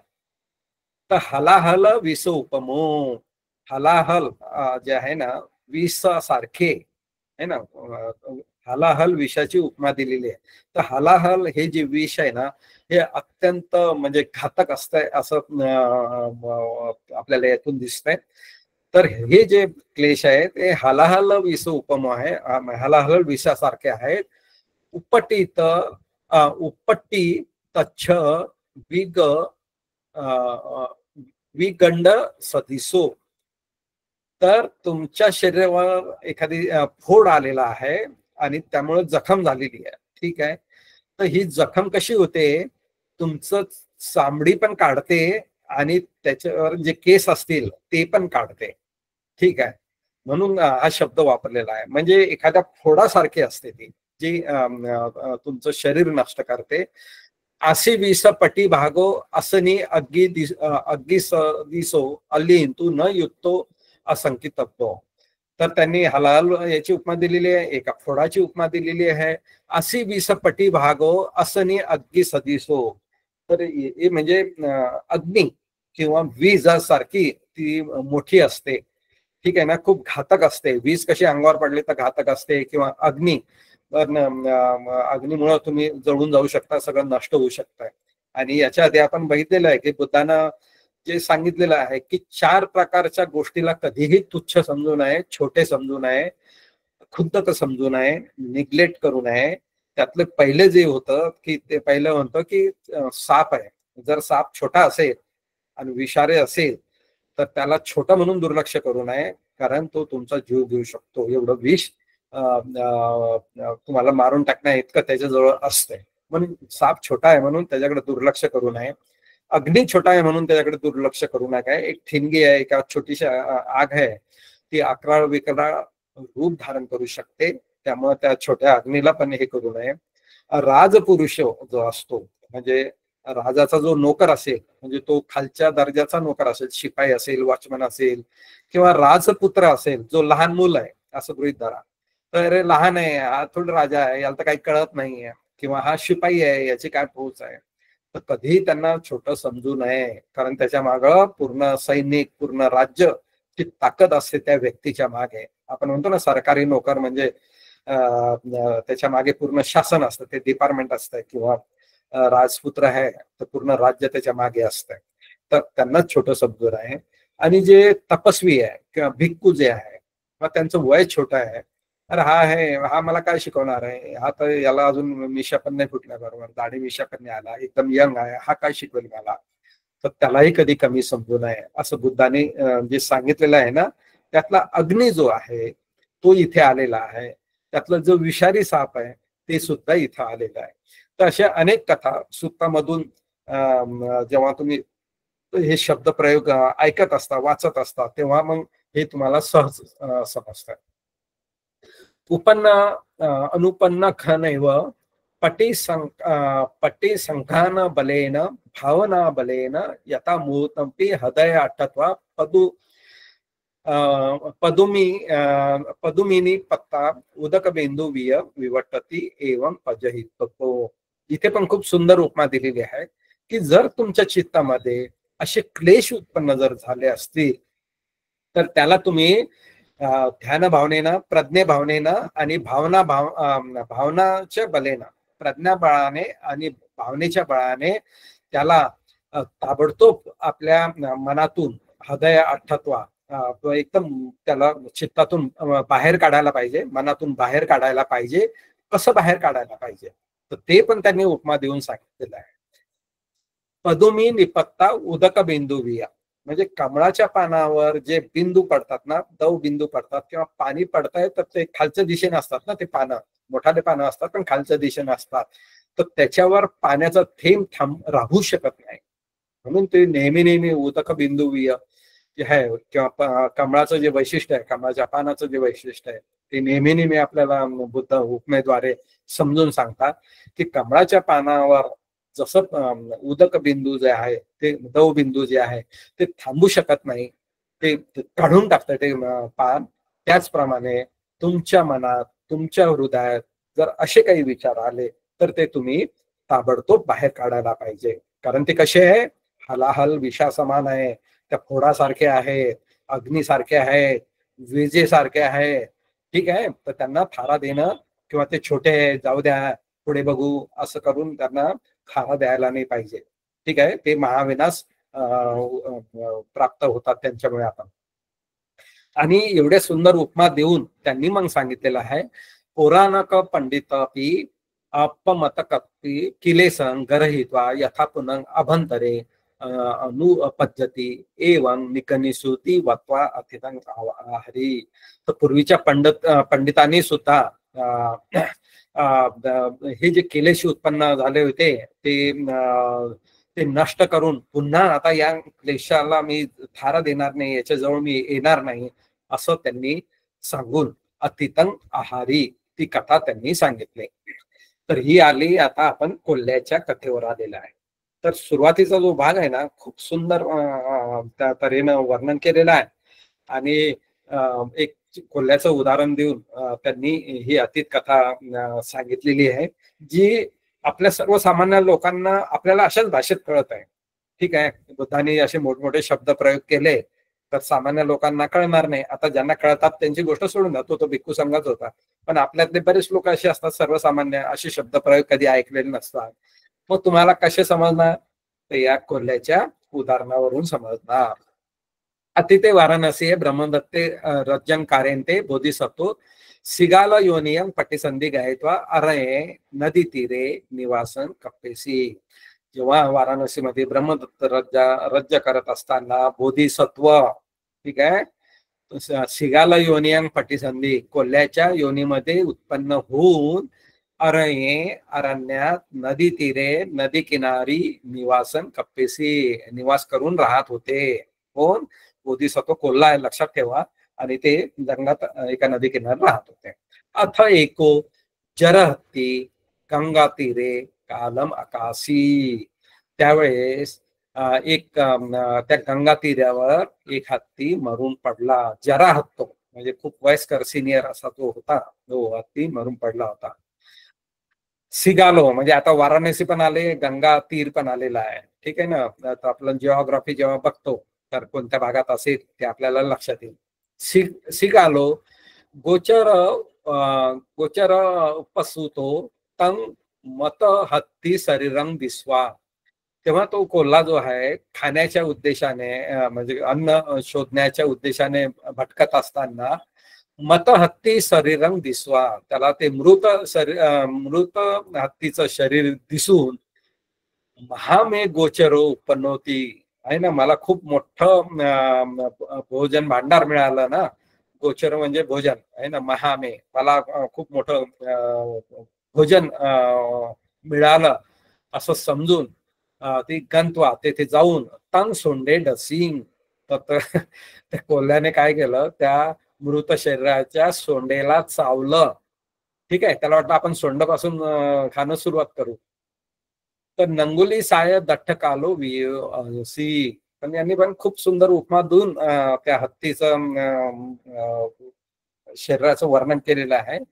जेव्हा त्या कोल्ह्याने त्या हत्तीच्या सोंडेला चावलं तेव्हा त्याला नांगराचा जो फाळ आहे किंवा नांगराचा जो दात आहे ना, त्याच्यासारखं त्याला वाटलं. म्हणजे इतका कडक ते शरीर झालं होतं, तर त्याला ते काही चावता आलं नाही. ठीक आहे, सो नथे व खादी तब्ब युक्त ती दंते सुडंसी. तर त्यानं सोंडला इकडे तिकडे खाऊन बघायचा प्रयत्न केला, पण ते काही त्याला चावता नाही आला. ठीक आहे, मग तिथं काही खाण्यासारखं नाही म्हणून त्यानं काय केलं, त्याला वाटलं ते सफेद दात जे आहेत, हस्तिदंत जे आहे त्याला चावून बघितलं. तर थंबे दठ्ठकालो विय हौसे, ते तर एका मोठ्या खांब्यासारखेच वाटलं त्याला. ठीक आहे.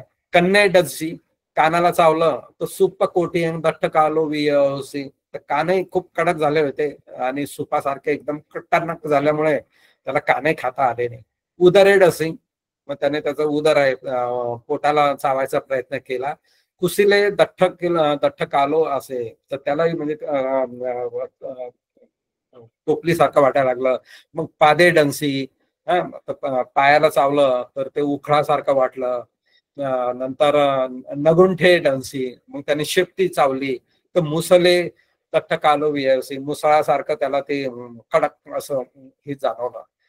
तर त्याने जिथे प्रयत्न केला त्या हत्तीला चावायचा आणि खाण्यासाठी चावण्याचा, तर ते सगळे त्याचे प्रयत्न अयशस्वी झाले, कारण त्याचा जीवच छोटा आणि हत्ती इतका मोठा आणि इतका कडक आणि जरा होता, तो वयस्कर होता, त्यामुळे त्याचा कोणताच भाग त्याला खाण्याच्या लायकीचा नव्हता.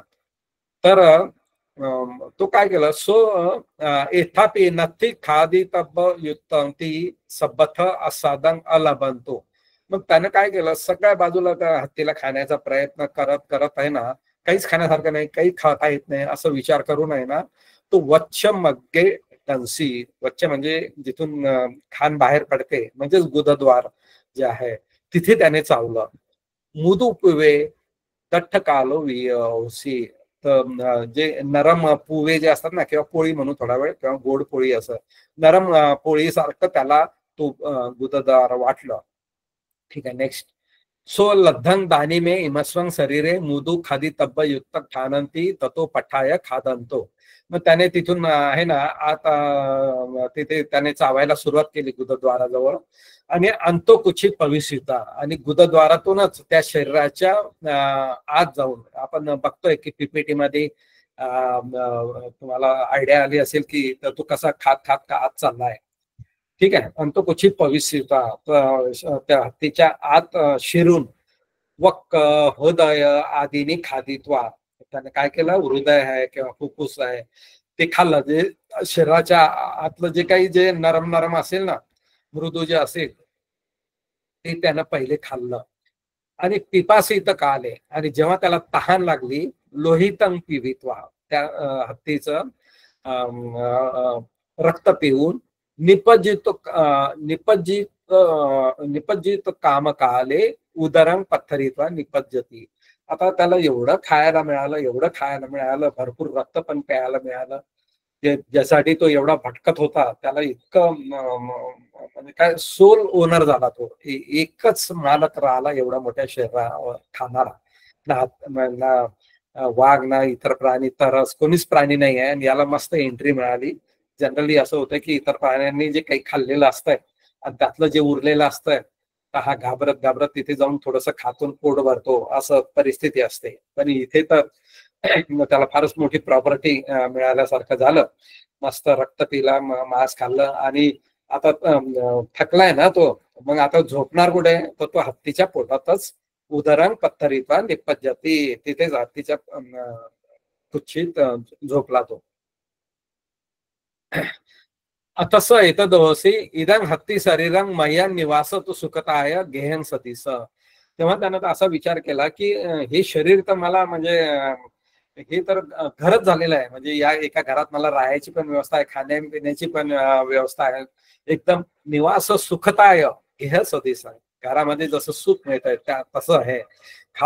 खादी तू कामताय सती बहुत मनस की दानी में अयथन कम्मंती सो अयथन अगंत्वा हत्ती कुच्छी एवं मत्संग खादित्वा वसते. तर खरं म्हटलं तर त्याने खाऊन ते बाहेर निघायला पाहिजे होतं, आणि जेव्हा खायचं पण नाही यायला पाहिजे होतं, तर त्याला वाटलं की इतकं चांगलं ठिकाण आहे, मला कशाला बाहेर जायला पाहिजे, हे तर घरासारखंच आहे, इथं राहण्याची व्यवस्था आहे, खाण्याची व्यवस्था आहे, तर त्याने आता बाहेर जाणं बंद केलं. नेक्स्ट. गच्छन्ते गच्छन्ते, आता हा त्याचा रोज दिनचर्या चालू होती, आणि गच्छन्ते गच्छन्ते काय झालं, काही दिवसांनी निदागे वात संपसेन स एव सूर्य शिस्स सिंस तापेन स तं कुनपं सुसित्वा वलियो कन्नी. तर पुढे काय झालं, तर पुढे याची दिनचर्या अशी चालू झाली. तेव्हा ना उन्हाळ्याचे दिवस सुरू झाले होते आणि उन्हाळ्याचा जो वारा असतो की नाही खूप जोराने वाहत असतो. तर तो वारा खूप जोराने वाहत होता. तर हे जे हत्तीचं शरीर मरून पडलेलं आहे त्याच्यावर त्याचा परिणाम होत होता. आणि उन्हाळ्याचं जे ऊन आहे त्यामुळे सुद्धा ते एवढं म्हणजे तपत होतं. तर या हत्तीचं जे शरीर आहे जे बाहेरून ते काय होत गेलं, ते आकसत गेलं आहे. वलियो गन्नी है ना, सुकून कुणपम सुसित्वा, त्याचं शरीर सुकून काय झालं, त्याला वळ्या पडायला लागल्या किंवा सुरकुत्या गन्नी म्हणजे सुरकुत्या पडल्या त्या हत्तीच्या शरीराला. सिंगालस पविठदारं पिहितं अंतकुचे अंधकार अहोसी. तर त्यामुळे काय झालं की हे उन्हामुळे आणि वाऱ्यामुळे त्याचं शरीर सुकत सुकत गेलं त्या हत्तीचं. आणि त्याचं जे गुदद्वार होतं, ज्या द्वारातून त्या कोल्ह्याने प्रवेश केला होता, ते आकुंचन होत गेलं, श्रिंक होत गेलं. ठीक आहे. आणि नंतर काय झालं, जसं जसं ते श्रिंक होत गेलं, ते यानं तर पहिले तर दुर्लक्षच केलं, मस्त सुखातच होता तो, त्याला काय घेणं देणं. तर ते तो दरवाजा बंद होत गेला आणि नंतर अंधार झाला. अंधकारो अहोसी, खूप अंधार झाला. सिग्गालस लोकांतरिक निवासो विय जातो. आता काय झालं, ते हत्तीचं शरीर पूर्ण बंद झालं आणि पूर्ण अंधार कोठडीत तो राहायला लागला. जसं की पाताळात राहतो ना आपण, जमिनीखाली राहतो किंवा नरकात राहतो असं त्या अर्थाने. लोक अंतरिक निवासो विय जातो, हे ना, पाताळात राहतो असं आपण म्हणतो ना. पुनपे सुसंते मसंपी सुसी द्वैतंपी पच्छिजी. आणि ते एवढं ऊन वाढत गेलं होतं, इकडे अंधार तर झाला पण त्याचं शरीर जे आहे कशाचं, हत्तीचं, आतून सुद्धा सुकणं सुरू झालं. आणि त्याचं मांसही सुकायला लागलं हत्तीचं. आणि लोहितंपी आणि रक्त सुद्धा सुकलं असं आहे. नेक्स्ट. सो निखमनद्वारे, तेव्हा तो निखमनद्वार अलभंतो म्हणजे त्याला बाहेर निघायचा मार्ग न मिळाल्याने भयपत्तो होतवा, त्याच्यात खूप भय उत्पन्न झालं. संधावंतो इतो चित्ताचं पहरित्वा, आणि तो बाहेर निघायचा मार्ग शोधण्यासाठी इकडून तिकडे, संधावंतो म्हणजे इकडून तिकडे जोरजोराने धडका मारायला लागला. इतो चित्ताचं परहित्वा म्हणजे आपल्या डोक्याने त्या शरीराला आतून सगळ्या ठिकाणी मारून बघत होता, कुठे बाहेर निघायचा मार्ग मिळतो का. निखमनद्वार पर्यसोमाने विचारती, आणि तो म्हणजे निखमनद्वार तो शोधत शोधत धडका मारत होता, त्याला कुठे काहीच मिळत नव्हतं. एवं तस्मी उखलीय पिठ्ठपिंडीवीय अंतकुच्य पश्चिमाने कती पहाचयेन महामेघो पावसी. तर तो काय ना आतल्या आतच तो म्हणजे सगळा फिरत होता, घाबरून होता. आणि त्याची परिस्थिती कशी झाली होती तर त्याला पुन्हा एकदा उपमा देऊन सांगितलं होतं. उखलीय पिठ्ठपिंडीवीय म्हणजे आपण जे पीठ मळतो का नाही याच्यात, किंवा पिठाचा गोळा जो आपण म्हणजे तयार करतो ना, तर कसं गोल गोल फिरत राहतो तो किंवा फिरवत राहतो आपण. त्या यानं हे त्याचा हे दिलेलं आहे त्याने, उखलीय पिठ्ठपिंडी विय, त्यासारखे तो आपल्या म्हणजे त्या हत्तीच्या शरीरात असं सगळ्या बाजूने पिठाचा गोळा जसा फिरवला जातो ना सगळ्या बाजूनी, तसं तो फिरत होता असा.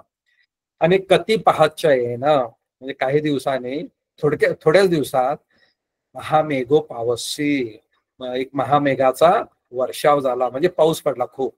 अथनं कुपनं टेमेत्वा उठाय पकती संठानेन 88, तेव्हा ते जे शरीर जे सुकलेलं होतं हत्तीचं त्याच्यावर पाऊस पडल्यामुळे काय झालं, ते थोडस ओलं होऊन थोडस ओपन झालं. नेक्स्ट.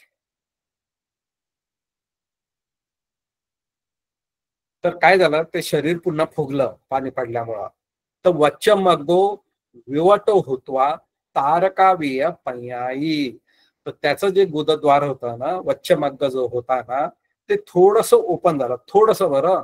आणि त्यातून प्रकाश आत आला. कसा आला म्हणजे तारकावीय, तारका कशा बारीक आपल्याला दिसतात की नाही, तेवढा उजेड, तारकासारखा उजेड बारीक आहे ना, तो त्या वच्च मार्गात दिसला. सिगालो तंग छिद्दंग दिसवा, तेव्हा त्या सिगालाला ते छिद्र दिसून इदानी मे जीवितं लदंती याव हत्ती सिसा पट्टिकमित्वा वेगेन पखंदित्वा वच्चमग्नं सिसेन पहरित्वा निखमी. आणि तो जो अंधार कोठडीत जो कोल्हा जो होता तो सगळ्या बाजूने जो फिरत होता, घाबरून होता आणि काही दिवस त्यात त्याचे गेले.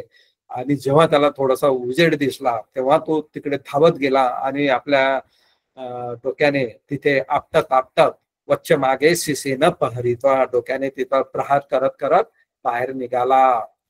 तस सछन्न शरीर सबलोमानी वच्च मग्गे अलिसू. तर जेव्हा तो आत होता आणि त्याचं सगळं शरीर चिकट झालेलं होतं किंवा अंधारात होता ना, तर त्याच्या शरीराचे सगळे केस त्या वच्च मार्गाला लागले किंवा त्याच्या शरीराला चिटकले होते. आणि हा कोल्हा आता कसा होता, केस रहित होता. ठीक आहे, सबलोमानी अल्लइन्सू, सगळे केस त्याला चिटकून गेले त्याच्या शरीराला. हा एकदम उघडा बोगडा केस रहित कोल्हा झाला. आता इथे आपल्याला चित्रामध्ये दिसतो कसा केस रहित होता. सुरुवातीला कसा होता ना आता कसा झाला. तो तालखंद दिसेन निलोमेन शरीरेन उद्वेग चित्तो मुहूर्तं धावित्वा निवर्तित्वा निसिनो शरीरं ओलोकित्वा. तर त्यानं कसा तर पहिला तर तो बाहेर आला, जीव वाचला त्याचा, म्हणजे घाबरलेल्या अवस्थेत असलेला. नंतर कधीतरी दरवाजा उघडला आणि त्यातून तो बाहेर आला आणि वाचलो बा एकदाचा, असं करून तो पळतोय बसतोय पळतोय बसतोय आहे ना, अशा अवस्थेतून तो जात होता. आणि नंतर एका ठिकाणी जेव्हा तो बसला आणि आपल्या शरीरां ओलोकित, आपल्या शरीराकडे बघायला लागला, कोणतं लोम नसलेलं आहे ना, केस नसलेल्या शरीराकडे बघितला. इदं दुःखं मह्यन अयेनं कथ, लोभ हेतुपण लोभ कारण लोभ निस्साय माया एतं कथं. तर इदं दुःख, हे जे दुःख आहे, मह्यम न अयेनं कथं, हे दुःख ज्याला म्हणजे मला मिळालेलं आहे, म्हणजे केस गळालेलं आणि शरीर घाणेरडं झालेलं आहे, हे दुःख मला काही कोणी दुसऱ्यानं दिलेलं नाही. अयेनं कथं न अयेनं कथं, लोभ हेतू पण, लोभाच्या हेतूने पण, लोभाच्या कारणामुळे, लोभाला काय म्हणू त्याला, वस्सेनं म्हणतो ना, लोभाचा सपोर्ट म्हणतो आपण त्याला, लोभाच्या आधाराने माया एतं कथं. ठीक आहे, या लोभाच्या पायी मी हे केलेलं आहे. इदो दानी पठाय, आतापासून न लोभ वसिको भविसाम, आता मी कधी असं लोभात राहणार नाही. पुनः हत्ती सारेरं नामं न पविसामाती, पुन्हा मी या हत्तीच्या शरीरात प्रवेश करणार नाही. समिग हृदयो हुत्वा इमं गाथ आह. काय नेक्स्ट, न अहं पुनः पुनःच न अपि अपुन पुन्हा. ठीक आहे, नाही आता, नाही आता, कधीच पुन्हा पुन्हा नाही. हत्ती बोधिं पवेखामे, हत्तीच्या शरीरात मी प्रवेश करणार नाही. तथाही भय तज्जितो, कारण त्याच्यामुळे भय उत्पन्न होत आहे. किती म्हणजे तुम्ही ही गाथा आपण पुन्हा बघूच, आपण ती कथा पूर्ण झाल्यावर, पण या गाथेचा खूप गंभीर अर्थ आहे. फक्त तो हत्तीच्या शरीराची उपमा देऊन सांगितलेला आहे. नेक्स्ट, कथनाचा आपी, त्याचा अर्थ सांगितलेला आहे, मी तुम्हाला सांगितलेलंच आहे. अकारो निपात म्हणतो, अयं पनेतिस्सा सकला यापी गाथाया तो अहंपी इतो पुन्हा ततोच पुन्हा ती वृत्तवारतो पुन्हा ततोपी स पुन्हा पुन्हा वारण शरीर संगातं हत्ती बोंदी न पवेखामे. म्हणजे मी आता पुन्हा पुन्हा या हत्तीच्या शरीरात मी प्रवेश करणार नाही. की कारण तथाही भय तज्जितो, कोणत्या कारणामुळे, कारण त्याच्यामुळे भय उत्पन्न होत आहे. तथाही अहं इमसी एवं पवेशन भय तज्जितो, त्याच्यामुळे भय उत्पन्न झालं. मरण भयेन सत्तांसं सवेगं आपदिती, त्यामुळे मरण भय उत्पन्न झालं, असं त्याचा अर्थ त्या गाथेचा ते सांगत आहे. नेक्स्ट, एवंच पनवत्वा ततो पलायित्वा पुनतं वा अयं वा हत्ती शरीरं निवत्ती वापी न ओलोकेसी. तेव्हापासून तो तिथे पळून जाऊन पुन्हा त्या हत्तीकडे कधी परत आला नाही किंवा हत्तीच्या शरीराकडे त्यानं कधी बघितलं नाही. तर तो पठाय न लोभ वसिको अहोसी, तेव्हापासून तो कोल्हा न लोभ वासिको अहोसी, म्हणजे कधी तो लोभी राहिला नाही. नेक्स्ट, सथा इमंग धम्मदेसना आहरित्वा, तेव्हा शास्त्याने ही धम्मदेसना देऊन असं सांगितलं, भिक्कवे अंतो उपन किलेसेस नाम वड्डिंतु अदत्वा तथा तथेव न निघटितु वट्टती ती वत्वा सच्चाने पकासेत्वा जातक समुदानेसी. तेव्हा बुद्धाने आपल्याला माहिती आहे ना, सुरुवातीला कोणाला ही कथा सांगितली, कोणत्या भिक्खूंना सांगितली ते माहितच आहे. तर त्यांना सांगितलं की आपल्या चित्तामध्ये जेव्हा असं काही क्लेश उत्पन्न होतात तर त्यांना वाढू द्यायला नाही पाहिजे. तथेव न निकहनतु वट्टती, त्यांना तिथल्या तिथेच बाहेर काढायला पाहिजे असं सांगून सच्चाने प्रकाशिता, सत्य प्रकाशित करून म्हणजे उपदेशाचा अर्थ सांगून जातकं समुदानेसी, या जातकाचा अर्थ त्यांनी सांगितला आहे. काय अर्थ आहे?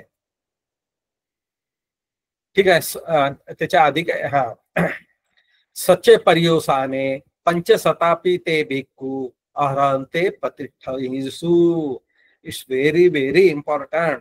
नुसतं हे कोल्ह्याचं जातक सांगितल्यावर पंचशतापी ते भिक्खू, ते 500 भिक्खू अरंत पदात प्रतिष्ठापित झाले, अरंत झाले. ते समजलं ना? सुरुवातीला आपण बघितलं होतं की बुद्धाने सगळ्या भिक्खूंना म्हणजे जेव्हा मेडिटेशन करून बघितलं की हे बुद्ध जे हे जेतवानामध्ये हे जे 500 भिक्खूच्या मनामध्ये जे क्लेश उत्पन्न झालेले आहे, हे तर असे उत्पन्न झालेले आहे की चक्रवर्ती सम्राटाच्या नगरामध्ये चोराने प्रवेश करावा ते मी होऊ देणार नाही. त्या चोराला मी हाकलून देईल आणि या लोकांना मी अरंत पदापर्यंत पोहोचवीन.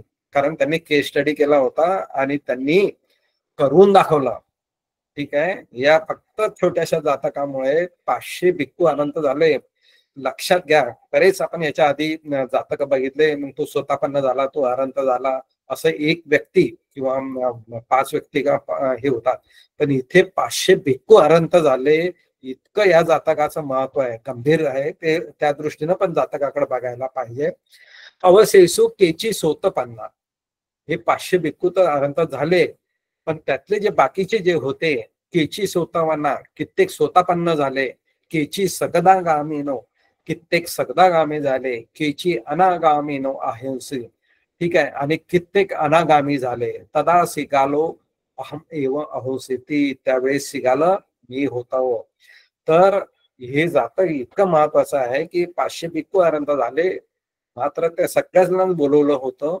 त्यातले अनेकांना म्हणजे स्वतःपन्नापासून तर अनागामी पर्यंतचा फळाचा लाभ झाला. इतकं महत्वाचं जातक आहे किंवा इतका महत्वाचा संदेश आहे. म्हणजे ते जर अनोळखी माणसाला किंवा ज्याला काही धम्माचं ज्ञान नाही तर त्याला ती कथाच हास्यास्पद वाटेल. आणि तू काय करत राहील, तो त्याच्यावर प्रश्न, मग आत गेला कसा, मग हे कसं नाही झालं, ते कसं नाही झालं, हे असं कसं होऊ शकतंय, मग तो मेला कसा नाही, आत बंद झालं, म्हणजे विचिकित्सा करणारे बरेच प्रश्न विचारू शकतात. पण जेव्हा बुद्ध अशी कथा सांगतात तर त्यांना सांगायचं काय आहे, मेसेज काय द्यायचा आहे, आणि या कथेमध्ये खूप महत्वाचा मेसेज दिलेला आहे, असं ही कथा आहे. तर ही कथा काय होती तर म्हणजे एक मिनिटात 2 मिनिटात सांगतो की एक 500 श्रेष्ठी भिक्खू होते, श्रेष्ठी होते. त्यांनी बुद्धाचं वचन ऐकलं आणि त्यांनी प्रवजित व्हायचा निर्णय घेतला. प्रवजित झाले, जेतवानात राहत होते. मात्र एका रात्री त्यांच्यात काम भावना उत्पन्न झाली आणि ते रात्री असे फिरायला लागले. बुद्धाने मेडिटेशनने बघितलं की हे भिक्खू जे आहेत हे यांच्यात असे अकुशल चित्त उत्पन्न झालेले आहेत, तर मी होऊ देणार नाहीये. कारण माझ्या राज्यात आहे ना, माझ्या शासनात माझ्या समोर असे झाले तर ते शक्य होऊ देणार नाही मी यांना. तर मी अनंताच्या पदावर पोहोचेन, कारण त्यांची तेवढी कॅपॅसिटी होती. आणि नंतर मग बुद्ध जे आनंदाला बोलवून सांगितलं की सगळ्या भिक्खूंना बोलवा, तर त्यांनी फक्त 500 भिक्खूंना नाही बोलवलं, तर जेतवनामध्ये जेवढे कोणी भिक्खू होते त्या सगळ्यांना एकत्र बोलवलं. कारण यांना डाऊट येऊ नये की आम्हाला बोलवलं आणि बुद्धाने आमचं चित्त ओळखलं आणि त्यांना अपमान वाटेल, त्यांचं चित्त विचलित होईल. आणि शर्मेने ते बुद्धाचा उपदेश बरोबर ऐकू शकणार नाही. म्हणून बुद्धाने त्यांच्यासोबत सगळ्यांनाच बोलवलं, अर्थात सगळ्यांचाच लाभ झाला. आणि या गोष्टी सांगताना त्यांना आपण बघतो की किती सुंदर उपमानाचा उपयोग बुद्धा म्हणजे या अट्टकथेत आलेला आहे. म्हणजे उगत्या सूर्याची उपमा दिली, किंवा सिंधुदुर्ग पर्वताची उपमा दिलेली आहे, आणि ब्रह्मस्वराची उपमा दिलेली आहे. अशी खूप सुंदर सुंदर उपमा देऊन, चक्रवर्ती राजाची उपमा दिलेली आहे. तर अशा सगळ्या उपमा देऊन खूप भारी भारी शब्द प्रयोग करून बुद्धाचा महत्व त्यांनी सांगितलेलं आहे. कारण त्याचा उपदेश फार महत्वाचा होता. ही देशना आहे ना अत्यंत महत्वाची असल्यामुळे त्याला अशी पार्श्वभूमी करणं फार गरजेचं होतं, जी या कथेत आपल्याला करताना दिसलेली आहे. आपल्याला अनाथ पिंडकाचा इनडायरेक्ट रेफरन्स येतो की अशा जेतवनात ते भिक्खू राहत होते जिथे करोडो रुपयाचं धन अंथरलं गेलेलं आहे, नाणी अंथरल्या गेलेली आहे. हा पण इनडायरेक्टली आपल्याला संदर्भ आपल्याला याच्यातून मिळतो. आणि म्हणून अनेक ठिकाणी आपल्याला असे संदर्भ मिळतात. आणि अनाथ पिंडकाचं जे दान आहे ते अनेक ठिकाणाहून आपल्याला कन्फर्मेशन येत आहे, लक्षात ठेवा. म्हणून जेव्हा अनाथ पिंडकाच्या दानावर तुम्ही जेव्हा अभ्यास करता, तर असे छोटे छोटे संदर्भ पण खूप महत्वाचे असतात. आणि इथे एक सांगायचं असं होतं की हत्तीच्या शरीरात त्याने प्रवेश केला, मृत हत्तीच्या शरीरात प्रवेश केला, तिथे राहिला, रमला, खाल्लं पिलं आणि बेफिक्रीपणे राहिला आणि खूप सुख उपभोगलं. तसंच आपलं आहे की आपण जे दैनंदिन जीवनात राहतो ना, तर आपण आपले जे इंद्रिय आहेत, आपल्या इंद्रियाचे जे भोग आहेत, ते भोगत आपण आनंद किंवा सुखामध्ये राहत असतो. आणि कधी कधी ते न मिळाल्यामुळे दुःखात राहत असतो. आज मी चांगलं जेवलो, मी चांगलं कपडे घातले, दागिने घातले, मला चांगली गाडी आहे, माझं ऑफिस चांगलं आहे, माझा बिझनेस चांगला आहे, माझी मुलं बाळ चांगले आहे, मी खूप रमलो, मी खूप सुखी आहे, माझं सगळं भौतिक जीवन आहे ना खूप सुखी आहे, असं जे जे लोक विचार करत असतात किंवा त्या सुखाच्या मागे जे धावत असतात ना, ते सुख क्षणिक सुख असतंय, तत्कालिक सुख असतंय. आणि ते चिरंतर सुख देणारं सुख नसतं. ते तात्कालिक सुख असल्यामुळे, क्षणिक सुख असल्यामुळे ती गोष्ट संपल्यावर ती दुःखात परिवर्तित होते. आणि एका विशिष्ट वेळेस तर तुम्ही दुःखाचेच अनुभूती घेत राहता. तुम्ही जेव्हा वृद्ध होता किंवा आजारी पडता, तेव्हा सगळं तुमच्या जवळ असून सुद्धा तुम्हाला त्याचा उपभोग घेता येत नाही. ठीक आहे. जेव्हा तुम्ही पेशंट असता, भरती असता दवाखान्यात, तर तुम्हाला सगळे लोक दूध आणून देतील, नारळ आणून देतील, ऍपल आणून देतील, खायला थोडी तरी खिचडी खा, थोडी तरी हे खा. तुम्हाला एक घास खायची इच्छा होत नाही, कारण तुम्ही आजारी आहात. किंवा दुःखामुळे पण तुम्हाला असं होतंय की इतकं दुःख झालेलं असतं, कोणाचा जवळचा प्रिय व्यक्तीचा मृत्यू झालेला असतो आणि तुम्हाला खायला सांगितलं तर तुम्ही खाऊ शकत नाही. ठीक आहे, ते पण एक कारण आहे न खाण्याचं. तुम्हाला खूप भीती वाटत असेल काही कारणामुळे, तरी तुम्हाला जेवण जात नाही. ठीक आहे. याच्या आधी आपण चर्चा केलेली आहे की म्हणजे एक जे सुत्त होतं त्यात बुद्धाने भोजनासंबंधात हे दिलं होतं की मनुष्य आयुष्यात किती भोजन करतो, तो 100 वर्ष जगतो, म्हणजे तो 36,000 वर्ष जगतो. 36,000 वर्ष मध्ये 2 वेळा भोजन करतो, तर 72,000 वेळेस तो भोजन करतो. असं जर त्याचं लाईफ स्पॅन, त्याचं आयुमान जर भोजनाच्या निमित्तानं जर मोजायचं असलं, तर तो 72,000 वेळेस जेवतो. तर काय खरंच 72,000 वेळेस तो जेवतो का? पहिले तर त्याचं आयुष्य 100 वर्ष पाहिजे, जे की ते तर मिळतच नाही. पण या 100 वर्षाच्या हिशोबाने हे 72,000 केलेलं आहे. आता तर 70, 80, 60 काही पण असू शकतं. तो नंतरचा मुद्दा आहे. त्यामुळे तेवढी भोजन मात्रा कमी होईल, संख्या कमी होईल. तर मग त्यात आपण जेव्हा लहान असतो, तानबाळ असतो, आईच्या दुधावरच असतो, तर ते तर आईचं दूधच असतं समजून घ्या, त्याच्यावरच तुम्ही जगता, असं वेगळं भोजन करत नाही. मग तुम्ही कधी आजारी असता तेव्हा भोजन करत नाही, तुमचं खूप नुकसान झालं तेव्हा भोजन करत नाही, तुमच्या घरात काही संकट आलं तेव्हा तुम्ही भोजन करत नाही. ठीक आहे, तुम्ही उपास तापास करता, काही कर्मकांड करता तेव्हा भोजन करत नाही. तर असं म्हणजे भोजन न करण्याची अनेक कारणं जे असतात, त्यामुळे जर तसं बघितलं तर 72,000 पैकी तुमचे भोजन म्हटलं तर 30,000च होतात किंवा 40,000च होतात आणि ते झपाट्यानं निघून जातात असं त्यांनी सांगितलंय. त्यामुळे हे आयुष्य कसं क्षणभंगूर आहे ते सांगितलेलं आहे. काम भोगात लिप्त होणं हे तात्पुरतं कितीही चांगलं वाटत असलं, सुख देणारं वाटत असलं आणि त्यामुळेच लोक बेफिकीर राहतात.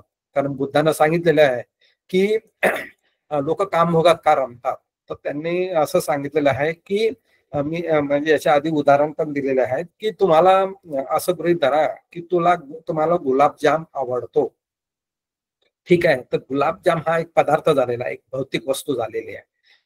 ती तुमच्या जिभेची तृष्णा शमवते आहे ना.